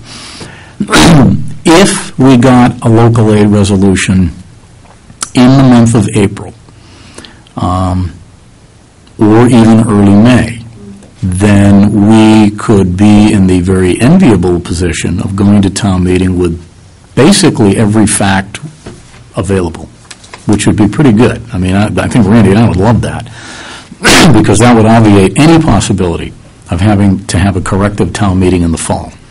And that's always the best position to be in. On the other hand, if you postpone by 3 weeks, I can't guarantee you a thing, because that depended on the Massachusetts legislature. I just wanted to give us, the AdCom, time to educate the citizens on what they're actually voting on. And if we do this again and we're trying to shove it down their throats, and, I know I'm at the mindset of I'm against this tax, and that's not where I'm coming from, Randy. I'm really coming from, I really want everybody to be educated as they can. And, the pros, the cons, the hope, just give it to them all. Give them everything that they need to know, so that when they go in there, they make an educated guess. Vote, not guess. They're hearing a lot of things out in the street. They're being pushed in several directions. They're going to show up. Just show up and vote for this article. Okay, this is my first time at town meeting. Okay, I really want educated people there, educated on everything that we're going to throw at them, and so that there's no question when they walk out of there that they made the choice from their heart, not because the neighbor said so. They made it from the presentations that were given to them. If I could, Linda, just through the chair, ask Randy, as the money guy, do you see any downside to a postponement that I'm not thinking of? Good. Just from a... I was going to ask myself. I wasn't getting that easy. For some reason, I wasn't getting eye to eye. Not to play the violin strings here, but we are always behind from an accounting perspective. And by pushing this workload off by another 3 weeks, we still haven't finished our audited statements from FY10. I could give you the laundry list here. This is only going to further back it up in my office, but I shouldn't have my office back it up for the whole town. So I do see it actually just further putting us behind. But I guess I think from my perspective, since you opened the door to me, Kevin, you can shut me down, Linda, if you want. I think we're striving for perfection. You never get it with a government budget, as Kevin has said. State aid, will continue to change right up until the governor signs it, and then there'll probably be adjustments after that. I was hoping that at some point the town might be able to handle multi-year budgets. So if we can't even handle the traditional cycle here, I can't even imagine if we proposed a multi-year budget when all your budgeting for the second year is really on the margins, what's going to change. And guess what? That's all we're talking about here. So if we can't even do it for 1 year, I can't see us ever getting into a multi-year budget cycle, which would make it more efficient for everybody. I'm not shutting you down. Absolutely, I'm not shutting you down. I'm just going to give you my opinion on that. And my opinion is that this is a different year for everybody. This isn't something that happens every year. This is a vote that's happened twice in this town for the meals tax, yes. But this budget actually is telling you where the money's going to go. And it's important that these folks get that, because guess what? Last 2 times they didn't. So this is just, I'm asking you in your department this year, let's, I know, Lisa, you want to come up? Really, come up, because... It's not her department, it's the accounting office. All right. I'm just saying, whatever we have to do, it's important that we educate these folks, and it is a different year this year. I believe it's a different year. I know that it varies. I know that the budget, and I know that the figures vary. I'm not asking you to do that. What I'm asking you to do is get those line items that could be different, for that separate budget, present it to the folks the way it is, with taking the 300 out. I know, I'm not a whiz kid. You are. And I'm sorry, but that's, you can. May I? Yes. Thank you. I think I really wouldn't want to postpone the meeting. I think the only thing that I'm not sure what we would learn, because I think regardless, Kevin's still going to have, and Randy, the list of cuts that would be prepared well in advance of town meeting. In advance? No. How is that happening? I mean, Even a straw man out there a couple weeks ago. So I would just suggest that, we're really not going to gain anything, because if in fact we're going to stick with what we had talked about as a straw vote last week, we're going to have in the selectmen recommended with the numbers that include the meals tax, right? And we are going to have that addendum by, Kevin, where he's ready to go and say these are going to be the cuts. We don't know what those cuts are this week. Presumably within the next week or 2, he can come up with them. I would be a liar if I didn't tell you we've been working on that already. So, frankly, by next Tuesday night, you'll have the list, if not before. So, in terms of when will you have the list, you'll have it by next week. What I don't want to represent is what the school committee will give you for their list of 200 and when they can do it. When we said earlier, Brian and I both said it's simple. We don't mean to suggest that they're cutting 200,000 is simple. All we're saying is their entire budget is one line, so it's mathematically simple. Here's a number, here's a 200,000 lower number. But in terms of what that actually takes for them to get there, I don't know. For our 100,000 piece of it, I could produce it for you in probably 48 hours if necessary. I'd prefer to have until next Tuesday night, but absolute worst case next Tuesday night. I mean, we've been working on it already. We knew this was coming, so. Yep, that's just, what I heard you say was the next couple, 3 weeks. So no, I didn't, I'm sorry if I didn't mean to say our piece. I mean the whole 300, because I'm very sensitive to the fact that the school has been a great partner throughout this. And I don't want to do anything here that in any way seems disrespectful or creates an image that their job in making a further reduction on top of the 150 they've already done is a simple thing, and we should presume they could do it by next Tuesday night. I don't want to do that. Okay. Brian? We have the added burden of, we have Friday to go to print with this if we don't postpone the town meeting. Which, if the AdCom committee tomorrow night votes down Article 4, which is the meals tax, then we will reduce the budget in our column by $90,000 on the municipal side and $210 on the school side. So we'll help further that discussion. You may see it next Tuesday, or you could see it tomorrow night if you come to our meeting. But that's what we're faced with, because if the committee votes it down, I, for one, am in favor of the meals tax and have been past 2 times, and the follow tip on the 3rd one that got pulled. But we will make a reduction on the municipal side to balance the budget with our recommended column. Which may not be the same recommended reduction that he's going to make Tuesday. Correct, because we don't know what the town thinking meeting's is. Floor between who's Absolutely. We're going to have to almost do it arbitrarily, as you mentioned. Right. We got 8596 in the selectmen budget. We have 75,000. We've already reduced ours in order to help fund, other positions, the HR position and the legal expenses within the town. So we would have to look at making a reduction of 90,000 on the municipal side, and then 210 is a one line item for the schools to match the 170, 297 they did last night. Just so comment on that is, there may be confusion on town meeting on that point. However, presumably if we, the selectmen, are going to recommend this number, we should do so without regard to whether or not the AdCom agrees with it. I mean, we should always try to work together as, committees, but, if they say no, I still think we should do the, budget as But I think recommended. what Brian's saying is that if you gave me 2 weeks, it doesn't force my hand tomorrow night to agree to a number that you guys may not agree to, and in fact, if you gave me 2 weeks, you might come back and say, here's the 90, and we'll agree to the 90, and we'll all be all lined up, and everything will be fine, so there'll be no confusion. I think that's what you're saying, isn't it, Brian? Absolutely. And in fact, we can't do anything until this board does. So if you don't come up with a selectman column tonight, if you're not voting on a number, then it does make our job that much more difficult, because if we're going without your number doesn't get printed in the warrant, as far as I know, come Friday.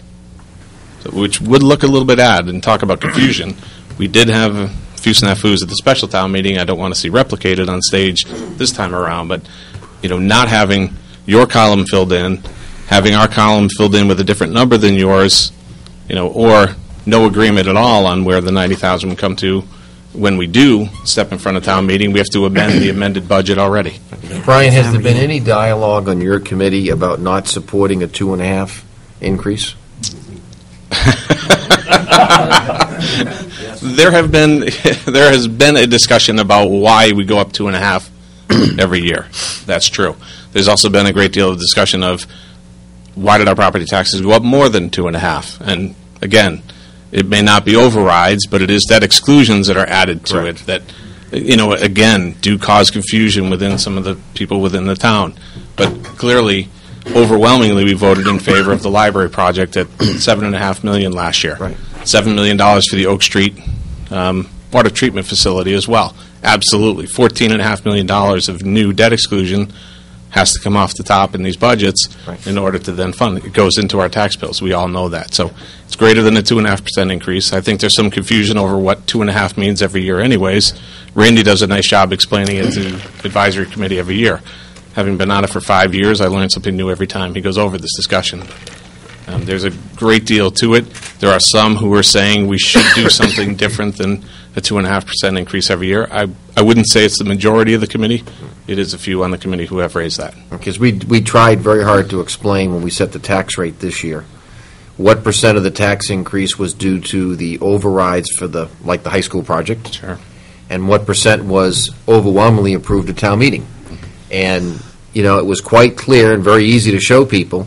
The 300 or so that went to town meeting spoke for the 10,000 taxpayers, and the thousands of people that went to the annual election voted for the library project. So, we talked about the fact that it was overwhelming on the library, not so overwhelming on the budget, that 300 people or so spoke for 7 or 10,000.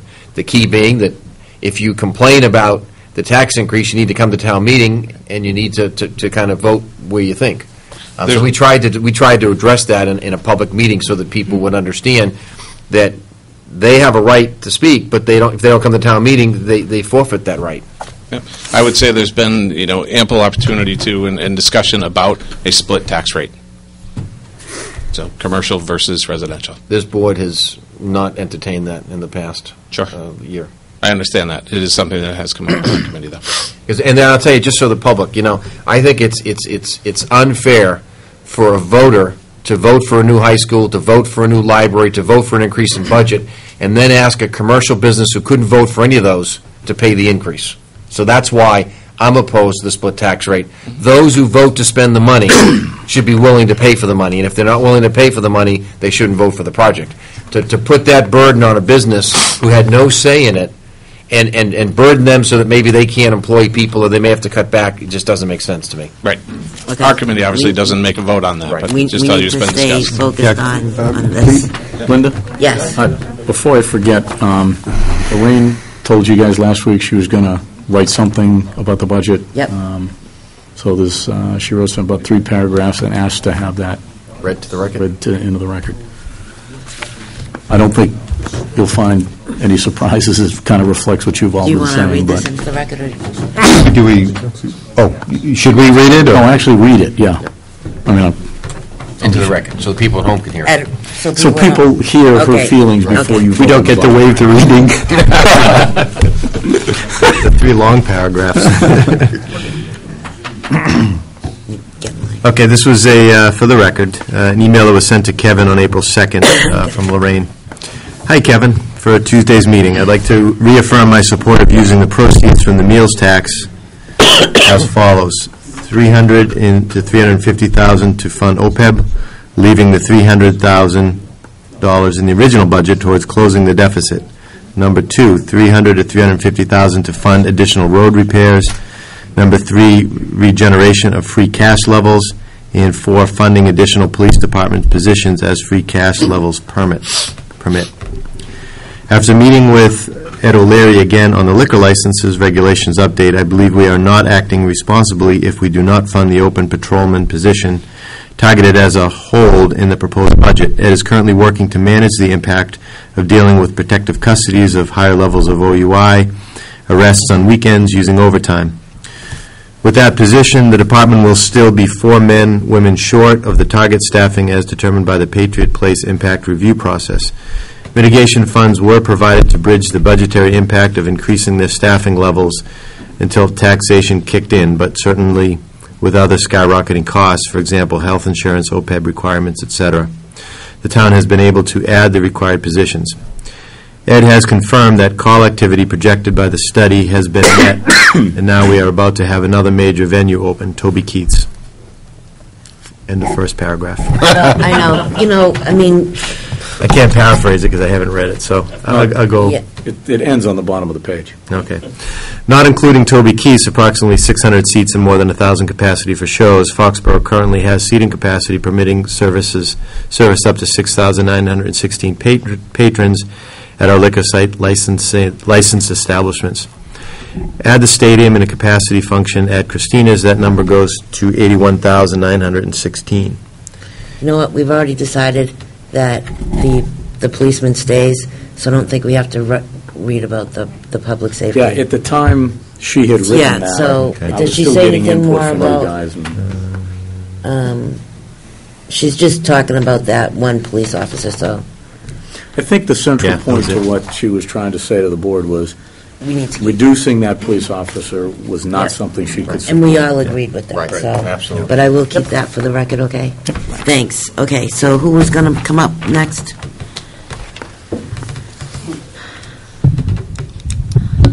Hi, Cindy Cindy Khalifa again. That's my maiden name. I beg to differ with you, Larry, on the commercial tax, because again, Yep, see, we don't want to talk about the commercial. I'm okay. sorry, Cindy, but it All right, wasn't. I'll take That's it. what We'll take when it you another open time. that door. Okay, yeah, but that's what I wanted to say. It's all Brian's fault. it's Where's Brian gone? He left. it's not on the agenda, and we really can't discuss those things. So that's why. I just thought since you mentioned it. Yeah, and Okay. I already kicked him for that, so we're all set. Come right out and just your name for the record. Mark Rivard, 166 Central Street. I was just going to say that I think we really should postpone the town meeting until we get this all straightened out. I've been a resident for 10 years, but I've only owned the home for 2. Been to 2 town meetings. Last year, we had the whole fiasco with the sewers, where it was all changed right before we got there, which is near and dear to my heart because I live on Central Street, and that's another issue. And then this year, of course, in March. So I really think we really need to get everything straight, and I agree 100% with Linda that, a lot of the taxpayers and the people in this town don't know what's going on, and they get blindsided at town meetings. So I really think we should put it off and let everybody know exactly how this budget's going to work and where that $300,000 really stands. Thanks, Mark. Linda, can I just ask a question? Yes. I'm really confused because I don't know, and I honestly mean this, what needs to be straightened out. It seems to me the really only piece of information we're missing is exactly how the 300 would be cut, and I think we're going to get that well before town meeting, so I just honestly don't understand. But I think what the advisory said is that if we were to approve this tonight, Right. and they were not to approve Article 4, they will have to arbitrarily, I don't mean that in a negative way, but they'll arbitrarily decide where the 90,000, our 90,000 is, and they'll put it in there. And then, if in fact, before town meeting, we agree that the 90 is going to be someplace else, we've got to explain, well, they have in here this 90, but they changed their mind and they agreed with us that it's this 90, and it's liable to confuse people. Well, this is my thought on that is that I think we would make our recommendation tonight, regardless of what the AdCom's going to do. And again, not to be disrespectful, but, our view stands alone. And then if the issue is the AdCom would be on its own to decide how to cut the 90, I think that's what you were saying, I would think that regardless, they're going to want to get input from Kevin and Randy. So I would then say, in the interest of not postponing town meeting, which wouldn't be the end of the world, but I just don't understand the compelling reason, I would say between now and when AdCom meets tomorrow that Kevin and Randy could come up with what those 90 grand of cuts would be. I don't think that'd be a bridge too far. So I don't think there's a compelling reason. I really don't. But they're going, but here's my problem, Paul. So those two gentlemen come up with cuts. They discuss it with the advisory committee, and then we don't agree with it.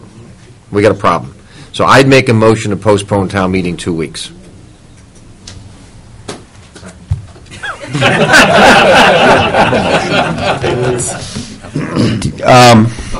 There was no second. I'll second it. I can second it. I'm going to second it for discussion purposes. He's got a discussion first. He wants. Yeah. I'm all sorts of hands. I'm always loath to agree to things when, my most key guy in this is telling me this is going to put a burden on his office. By the same token, it's very clear to me that there's great risk that over the next 48 hours we could end up with a fair amount of confusion. If the votes tomorrow night with the AdCom, and I certainly wouldn't presume to predict how those votes will go, don't turn out were you to vote tonight on a budget, we could in fact have a scenario where, as you just outlined, it's been my practice over many, many years now, and it works with great efficacy. If there's disagreement between the boards, then I view Randy and my job as trying to communicate with both what the other is thinking and help achieve consensus. So when we go to town meeting, we are speaking with one voice to the people. A, because they appreciate that. It doesn't happen in all levels of government, but let's hope it happens at our level of government. And people in town meeting can have a fair amount of reliance on what the leadership has done if we've worked it through to consensus, because they know that's very hard. So they appreciate it, and generally they support that with a favorable vote. So I hate having postponement, because sometimes work just fills the vacuum. So if we say 2 weeks, we're going to take 2 more weeks, and I don't know that we need that. But on the other hand, I think given the risk that's at stake here, the 2 weeks is well advised in order to be sure that we get this straight. Randy and I are still going to produce that 90,000 cut list, i.e. meals tax doesn't pass, and give it to you next Tuesday night, if not a day or two before, but latest next Tuesday night. And simultaneously to the AdCom. And, of course, we'll be working with the superintendent and through him with the school committee for what their portion of that would look like.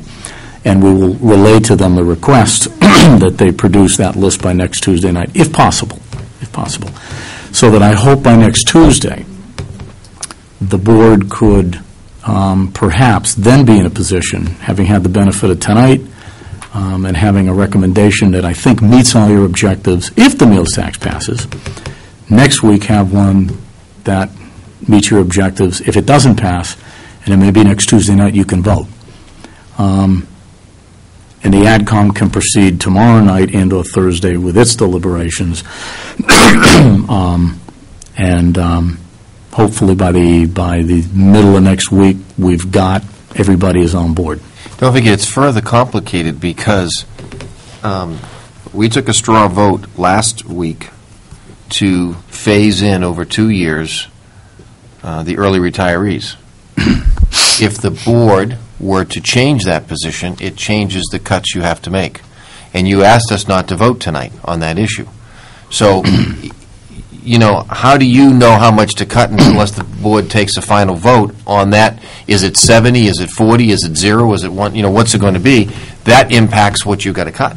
Well, what I certainly would hope the board wouldn't do, but right now, we're relying on the consensus that you took. That's correct. Now, if next Tuesday night, when you formally vote it, you change that, then any recommendation I give you next Tuesday will be short by $70,000, our share of that. So I think it's important to at least re-straw poll, because if that's going to change, you need to know it before you calculate the numbers. Let's take the straw poll.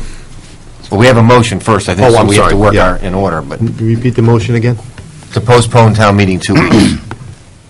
It's the week before Memorial Day. Would the board consider an amendment to that or consensus where you said, and you will not consider any further postponement, just so that we are all disciplined to I am fine with that. I'm fine with amending my motion for that. We must finish. I agree. Because I think, 2 weeks is not a big problem. If we go much longer, it begins to become very prohibitive. You agree to amend your second for that reason? Yeah, that's fine. You can add that in there. So wait a minute. Are we saying that the town meeting would be on May 23rd? Must be. Yes. Monday, the 23rd. We have to check with the moderator, make sure he's available. Everybody else?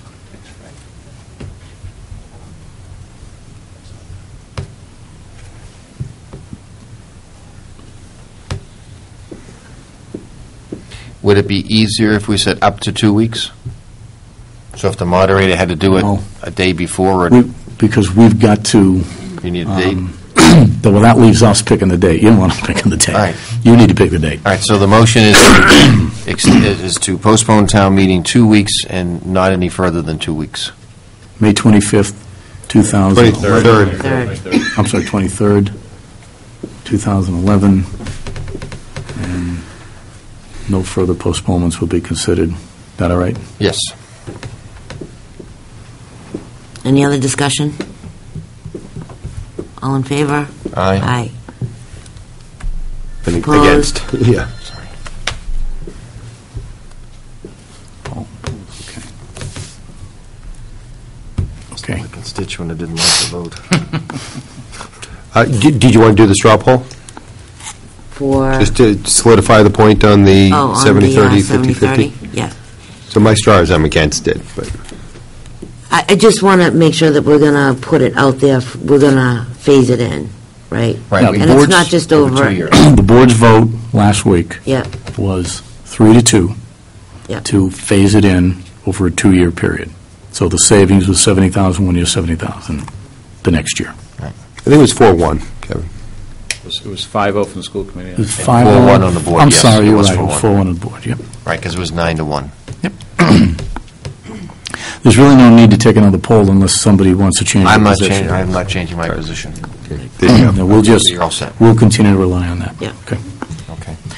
Dick, did you have something? I'm sorry, Dick, first. Yeah.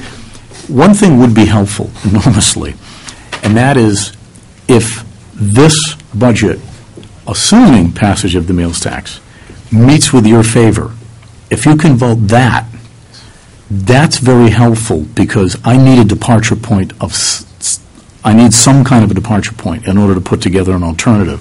Okay. So if I know at least that budget is acceptable, assuming passage, now I know that's my departure point. I cut $90,000 from that. Otherwise, I've got really too many moving parts. Well, Fair question. yeah, I think that you brought up all your questions that you had about it. That also has the advantage of letting the AdCom know where you are. Yep. And that allows them potentially to decide if they want to concur with that or not, or deviate, which, of the two scenarios we have to prepare, if everybody agreed with that one, we would have at least that much done, and now we only have to work on So did you have any questions on this? No, I think it's fine. Okay. And you had your questions? Yeah, asked I'm and fine answered, with is that it? the spreadsheets you had Okay. sent. Did anyone want to agree? Larry, you had really that just one point on the stipend, right? Stipend, right. But I mean, I'm not going to say no to commit because of that. suicide over the stipend. I mean, Can always increase it. Wow, So- that's great. And that wouldn't even be a motion, that's just a, straw poll, That we really, support- right? That we support it. We're not going to make a motion to put it on the warrant We quite can't do yet, that. right? No. But we can say what that we you can support do it. is you can make a motion that says, move to recommend the sum of $57,808,699, assuming passage of the meals tax. Okay, so I'll make that motion. Why wouldn't we, okay, it wasn't seconded, but I'm still going to discuss it. Why wouldn't we do it minus the 300,000? And then if it happens, Because we don't know where that is, and I won't know that until next week, where the 300's coming from. In other words, your 300 cut, unlike the schools, has to take place in one or more lines, and I have no idea what lines. well, we know that 210 of it is going to be school, and then the other 90, we don't know. So I don't know that. The So school we may have can't- the school may have an entirely different way to fund this. For instance, they could say, we're going to take $100,000 out of our revolving account, and we're going to plug part of the hole with that, which would change this vote. So you can't presume a number for them, only for us. but why wouldn't a straw poll help you that the board was okay with that, and you work your 90,000 worth of cuts off of this board, of these numbers? I can. However you want. I can, as long as you don't change it next week. I think what you're going to see is... I got to have some closure here somewhere, Right. folks. And I think that's what brought us into this, if not Yeah. knowing the meals tax. I mean, can't approve it. If the meals Without tax knowing passes, it's going to be decreased. basically what I need you to tell me is if it's not this budget, then what would you like? Do you want to cut the budget somewhere? If the meals tax passes, is this the right budget or something different? Because I can't craft a cut, $90,000 cut, without having some beginning point. Right. You don't want it to be 90 today and 120 tomorrow and 180 the next day. You want to try to get this thing done. Exactly. Right. And I don't want to come in here next week with like 9 different scenarios and drive you crazy. So just to that, if this goes to town meeting and the people vote for Article 4 in the meals tax, that 300,000 comes into the budget, I'm okay with this. That's what you're asking? Yes. Is that a second to Paul's motion, Jim? Excuse me. Yeah. Okay. Okay. Sneaky So- little guy. So this is an actual vote, or is this a straw vote? This is an actual vote. Okay. So, any discussion? All in favor? Aye. Okay, 4, and Thank you. that's all. So you've got your starting point to get your 90,000 from. Okay, Dick? Linda, can I ask you a question Yes, first? well, Notice I didn't say yeah, 100. wait, one second. So, One second. I'm happy to hear Dick again, but can we, maybe do 5 more minutes of citizen input on budget and then be done with it, or do we want to go longer? Well, I'm going I'm just wondering if it's going to be open-ended, or are we going to put a time to it? Well, I'm going to listen to Dick, and if somebody else has a follow-up, especially, we have folks here from the advisory committee, I would hope that they would give us the same respect if we had something to say. Right, but we just So- voted on it, and... We did. Oh, okay, so the We answer is did. no. All We right, did. no, that's fine, I respect that. It won't be long. Please don't be long, Dick. Thanks. Well, if I start out by complimenting all of you on what you covered tonight, maybe I'll get a minute or two more. I doubt it, Dick. But time is TikTok. No, it's a question that's been in my mind for years. I've changed my whole posture this year. I've attended many of your meetings. In past years, I think over a 10-year period, I maybe attended 10, and I was invited for other purposes. I've learned a great deal as I've gone through this, but there's a couple of issues that still hound me, and I think it's part of your discussion. You're talking about a 57 million number if I heard correctly. But there are other numbers out there as well. And I think the problem is that there's a dysfunction occurring out in the public that I hear about. And this dysfunction is, we've got all this money to do the town hall, $4.5 million. It's been out in the public realm. They're wondering, why are we cutting all of this stuff and crushing and raising fees and raising taxes and what have you? And we got $4.5 million sitting out there, $2 million in the bond issue, $500,000 in free cash or reserve, I forget where that number came from, and $2 million in the property sales. This is a real dysfunction out there where they're saying, we have to get a meals tax and all of this stuff, and we have $4.5 million sitting there. The other part of the dysfunction that I've had for 40 years is how Randy, over a 13-year period, can somehow take care of the snow account and all of these overtime accounts while still appropriating $57 million, and all of this stuff is still out there someplace out of when the state certifies our free cash and all this other good stuff, we'll pay for it. My question at this point is, what are we going to do next year?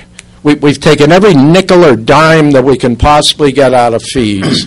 We've raised rates. We did the assessment all over, and everyone got their tax bills hiked. The ambulance stuff goes up. We don't pay for it. The insurance company pays for it. All they do is raise our rates. So we don't pay for this stuff. When I put an addition on my house and the building inspector's fees go up, I'm paying it, not the contractor. Let's be real on all this stuff. And I think, Dick, that's what I think when I asked about presentations to the public, I think that's going to happen, and some of these questions will probably be asked and answered. And I would suggest that you keep coming and learning. I'm learning as I go. I just, we have to move on. Yeah. I don't want the same. One last point, if I may. All right, Dick. One more. That's it. The overtime accounts. This is the same where question. I started. Right. And the question is, there are such big numbers, and there's no clarity on what they are within the fire, police, and highway accounts. But they're $500,000, they're $400,000.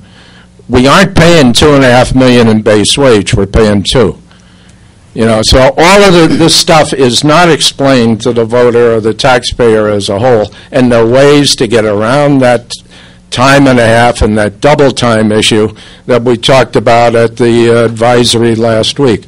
Those 2 patrolmen will cost us less, as we talked about it, if we bring them in, because they're on step 1, and they will replace time and a half people. We need to look at that end of it, and that's not going to happen. I don't see it. That's not going to happen in the next week and a half before we have to get this warrant out, Dick. So, and you bring it up every week. A year ago.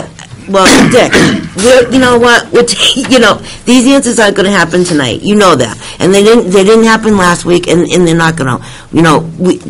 You have to take one thing and focus on it, which is your most important thing. And that's what I'm trying to do. So that's what we all have to do. I'll hit it eventually. I have your list. There's 27 of them, but we have to keep moving as well we can. And these folks are busy. Randy probably will never talk to me again because we postponed the meeting. So, You're gonna have a late night. Anyways, okay. So thank you again. Thank you. Anybody else? Yeah, and you better be quick too, Deborah. Caffeine's getting really low. I know. I wanted to take umbrage with something that you said about the people in town. You think the people in town know what's going on. I've talked to a lot of people since last Tuesday night's meeting. You kind of alluded to that. You think that the people in town really are going to get it before they go to town meeting. So I'm all for this postponing town meeting. I've been in the library. I've gone because I'm laid off.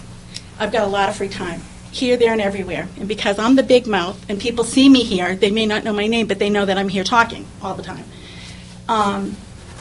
They didn't get it. They all thought it was a great presentation. They thought Randy and Kevin did an amazing job. They couldn't believe it. They've never had that before.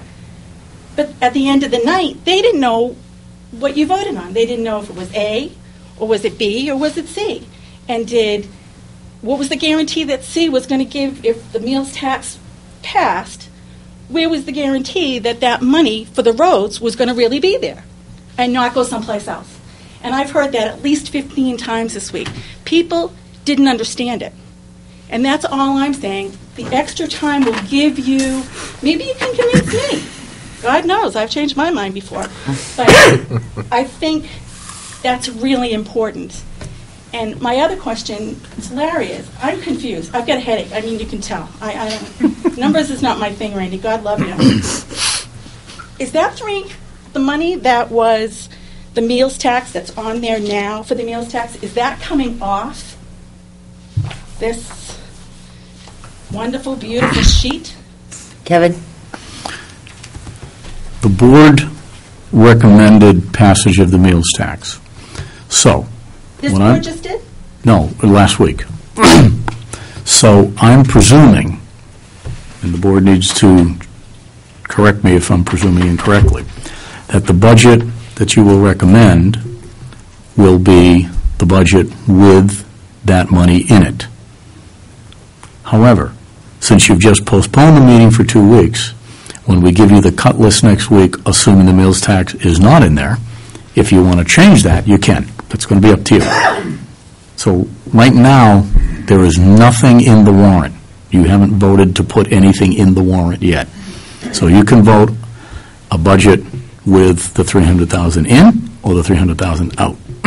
Now, you're going to have to decide that at some point, and that's going to be next week, because with the 2-week postponement, basically that just gave us another week to make decisions. It didn't give us 2 weeks to make Hasn't been decisions. decided yet, Deb. I would explain it a little bit That different. was a straw vote last week.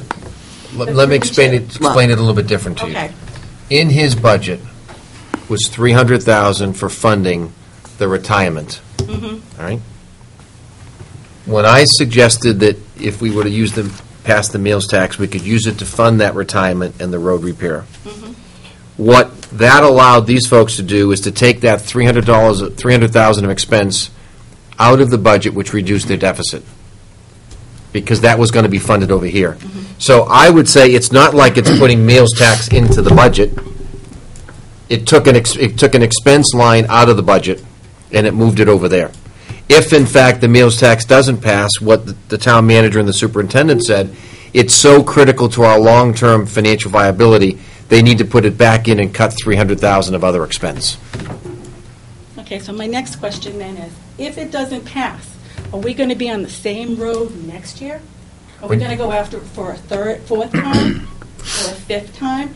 I mean, and that's the other thing that I've heard all week. People are frustrated.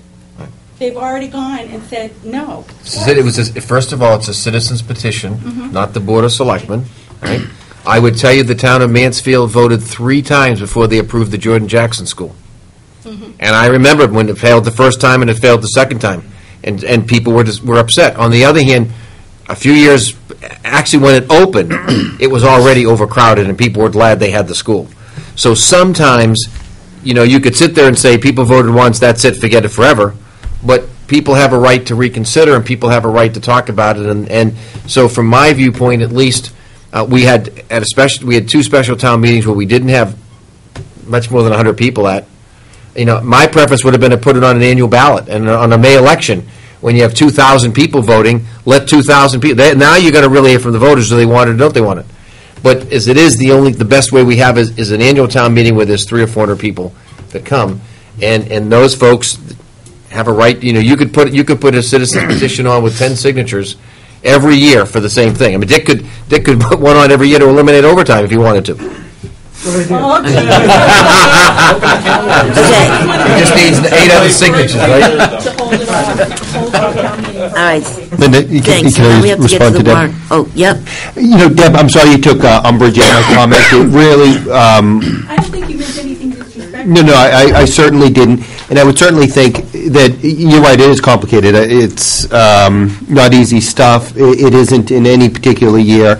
I would particularly think that the AdCom's write-up when they write up the description of it, they should probably get some big-time help from Kevin and Randy, because to, put it in the easiest points, because, it's going to need that help. These guys know it the absolute best, and that's what I would recommend to the AdCom.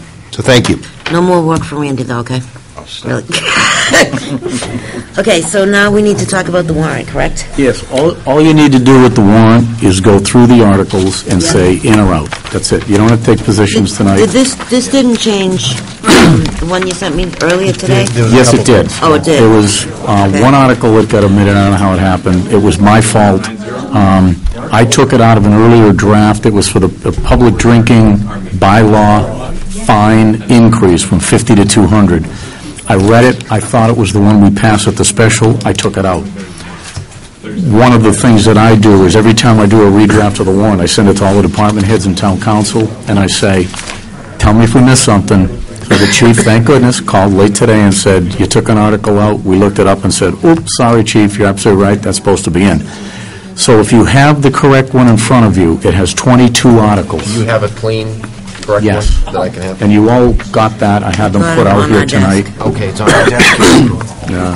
Kevin, can I ask you, since we postponed the town meeting, do we have another bite at the apple? So, for example, I'm looking at Article 20, right? And I have some not immaterial suggestions. They're wordsmithing, but I think they're actually, valid. You don't, with the 2-week delay, we don't have to post the warrant now for a couple more weeks, so we don't have the Friday deadline now. Right. I will report to you that at this point, the warrant, that warrant you have, the one with 22, here you go, Ed. Got 22, I have 21. The warrant with 22 has been through the hands of all the department heads, so that each department who has an article in there has looked at it multiple times now, and we know they're right. Town council has looked at them all and approved them. Yep. And the only ones he changed were the two bylaws, one of the two you're talking about, actually.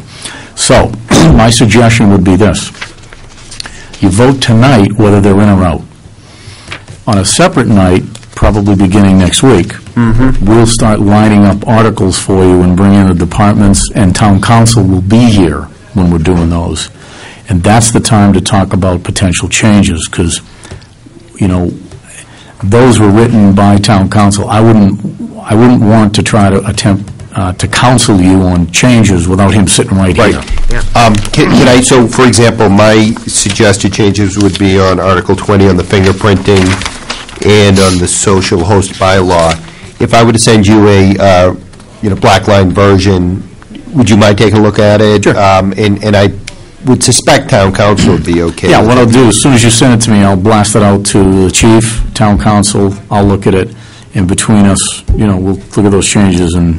then the rest of the board could see them too. I mean, I could go over them tonight, but honestly, I don't think that would be productive, and I think they'd likely be inoffensive to everyone. Sure, we can do that. In this copy, Article 6 is missing. Yeah, Article 6 is 5 to 7. Article 6 is the capital budget, and it's a spreadsheet, so we can't put it in that draft. We have to cut and paste it in. Okay, but we don't even put a heading called Article 6? Just because the spreadsheet has Article 6 actually is in the body of the spreadsheet, so yeah, don't worry, we haven't missed it. But I'm glad you said it, because you never know. Now, town council was frustrated at the special town meeting that he spent the holiday making changes that nobody, his view, paid attention to, and then we get to town meeting, and it was very confusing. He's reviewed all this, and everybody's paid attention to what his comments are, and went out of that situation. That warrant you're looking at went to him today, and one of the lawyers in his office made a couple of changes in one of the two bylaws, I forget which one, and they were minor, non-substantive things. So he's now looked at that at least 3 or 4 or 5 times. And it's been I mean, you look at, for instance, the big one here in the back on the Article 21, the social host bylaw. Right. I can imagine, based on our past history, that's going to be, if you try to change that just before town meeting, it's going to be a disaster. So want to make sure if he's got changes to that from a legal standpoint, whatever, that we've really made sure he's signed off and that he's okay with the changes. Same thing with Article 20. If that would have changed at the floor of town meeting or just before, it would create a problem, so. Yeah, my recommendation is going to be to you, if there's any kind of substantive change, to any kind, just pass it over. Don't even attempt it, because it's just not fair to the voters. I don't think there's any problems, because we've put it through. You're talking about making some amendments, provided we get that out to everybody in time. You guys have a discussion of it at the meeting. I know exactly what you've changed. Yep. We can edit that. Fine, no problem. But All right, can I be a piece of work and just say that one change that I ask about is on Article 21 of the social host bylaw. It defines residence, and it lists a number of things that would be a residence. And it wasn't obvious to me that it would catch the following situation, and query whether or not would want to catch it under this, is wasn't there a drinking party on one of the islands in the Ponset Reservoir? Or, we had a tragedy in Plainville where, someone was in a public spot, but that was private. I don't think that's covered by the definition of residence. So that's probably the one substantive comment I'd have in the social host bylaw. The other one is just capitalizing defined terms. my suggestion, with the board's permission, because I think you've raised a good point, is that you call Paul directly, provided the board's okay with that. Discuss it with him, and then if he sends me something, I'll know you and he have talked and he's approved it, and then I can make the edit and then put it in another version of this to come to you next week. Right, it's the public property piece that's missing, I guess, Paul. Right, yeah. That's the only substantive. And then I actually had a question. Is it just civil or criminal? It was a little bit unclear to me. It used to be civil in the old version. They took that out, and now it's talking about a person is also criminally responsible for violating the social. It just wasn't clear to me if this is just those are the questions I had. All right, one more point on it is it talks about is you're liable for advising. So I just wasn't sure if the extent to which that really went on. That's pretty strong. There's a lot of language that's been removed from the bylaw. Yeah. There's still a lot of stuff that I personally consider pretty fuzzy as I read it. So my suggestion, again, with the board concurrence, is that you talk to town council about that and see what he thinks about an edit. This is going to be a very controversial bylaw, without a doubt. And anything we can do to make it more specific, I think, is to the good. I guess, can I ask the remainder of the board, do you guys have strong opinions on it now? Or do you want to wait till next week to discuss it? Well, I think I'd like to have, I just get a little concerned with folks going directly to council, because I could have the same questions that you have, and then we'll that's a good point. Is there a way that we can get... Paul had asked me about being here tonight, and I assured him we were not going to take substantive positions tonight. Okay. Only in or out.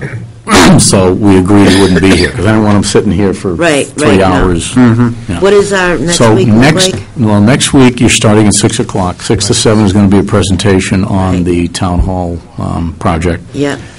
Don't have to vote it, but it's just a presentation on it. Then you have the hearing on Waxy's. That is going to be substantive. We were going to have an executive session discussion about the negotiations with the Kraft Group. Chatted with Larry. I just don't think you can do that without a full board, and Larry's not here next week, and he's half the negotiating team. So I think what you've got next week now, if I'm counting, is you've got, number one, 6 or 7 town hall, the Waxy's hearing, and then a vote on the alternative budget, assuming non-passage of the meals tax. Yeah.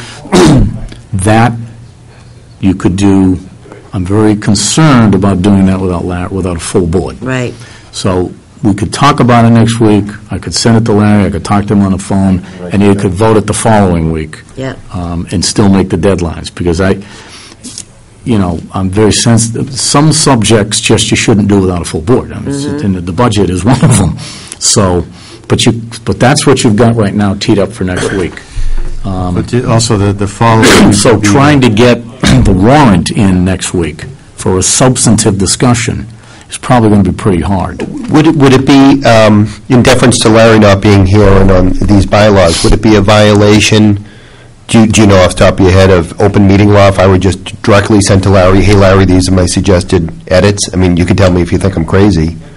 Do you know, is this just a bad road to go down? I think I'd rather have... The email communication is between two members? Between board members, it's a... okay. I think any questions that you have for council should be directed to Kevin. Yeah. And Kevin can direct I'll give it. Kevin my black line version. of not being... Anyone who has got black line version, send them to Kevin, he'll consolidate. That's the easiest thing. I'm not under the open meeting law. And it's between you two. You send it to me, I can communicate to town council, I can communicate back to one of you. I just can't communicate with you in a quorum. Yep. Kevin, the following week is school vacation week. I'm away that week, out of state. Oh. 19th. Yeah, we don't have a meeting then, do we? What are we saying if we're not, because Larry's not here. I'm out of 12th. I'm gone too. Okay. The 19th. All right, no problem. We'll figure it out. Nah. Are you here? The 19th? Yeah. I don't know. Well, I think it's only going to be two of us, so. Maybe we could have another Friday night meeting. Well, the other thing is if Kevin makes the decision on where he's going to make the cut, I can certainly give you I can give him where I am on that. I'm going to do it just like I did it before. I'm going to send this thing to you guys, and then I'm going to talk to you one-on-one and say, what do you think? And I'm going to get input and amend accordingly in order to get this thing, into some kind of shape. So when it comes here to you, you have a public discussion about it, you decide, does it work or doesn't it? Same thing, I called you and said, hey, police officer, no way, okay, got it. Right. So can we kind of vote on the warrant next week? Or do you want just... Let me just ask you this. 90% of that warrant, I think everything except like 2 articles, is all routine stuff. Right, and it's so, going to go... with the exception of those 2 articles, my suggestion to the board is just take a blanket vote to include everything, and then decide if you want those other 2 in or not, and that way I know everything else is okay. Right.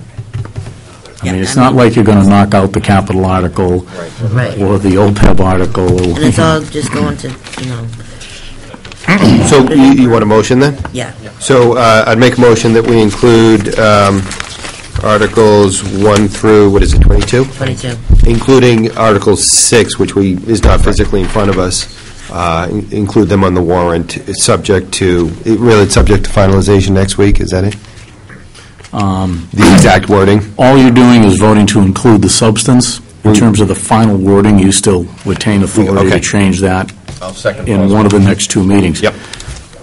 Problem is, I don't know how we're going to get it on an agenda. I haven't figured that one out yet, but I'll talk to Linda, we'll figure it out, because I don't think you can get to it next week, because once you get into that hearing at 7 o'clock, I don't think you're going to be out of that. You've seen what those are like now. Yeah. So we have a Tuesday meeting.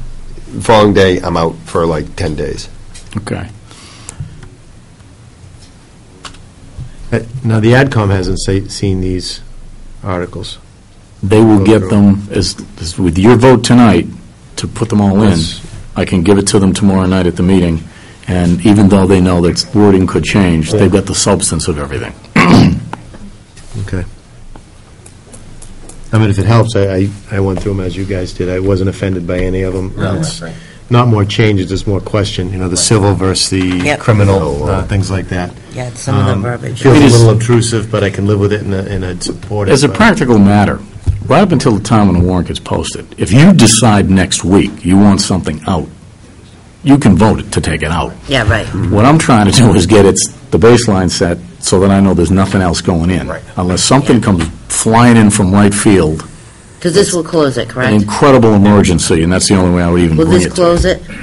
You closed it weeks ago. And I've turned down multiple requests for articles and said, no way, that's not going to the board. So my preference was to get it on the AdCom's table tomorrow, because they're the ones that dig it up and have the people come in there. Yep.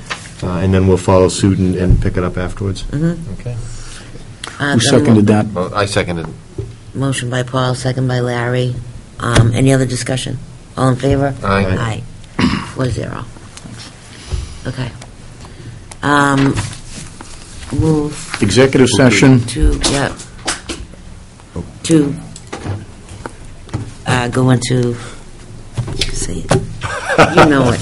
You know it. You always do it. All right, so I'd make a motion that we enter into executive session for the purpose of... We have minutes and... to review executive session minutes and to discuss litigation. nothing else, and then to exit therefrom and solely to adjourn thereafter. What about the real property negotiations? That's the one we're going to do. You guys had said last week you wouldn't do it without a full board, so I blew it off for this week and next week. That's a motion. Any second? Did you second that? In a second, without a full board or without Larry? I mean, if I wasn't here, I wouldn't mind you guys going through. Are we, is this a decision that we're making? I think Lorraine had asked. She had asked to do that. Since this was a specially scheduled It's up to meeting. you guys. You can decide to do whatever you want. Yeah. My suggestion is, because of the nature of that discussion, that you do it with all five of you. And I know that means a further delay, but I just think you need to be together. Okay, fair enough. I just didn't know if it was bottlenecking on something that needed to be acted on. No. So I second it, and roll call. Paul, yes.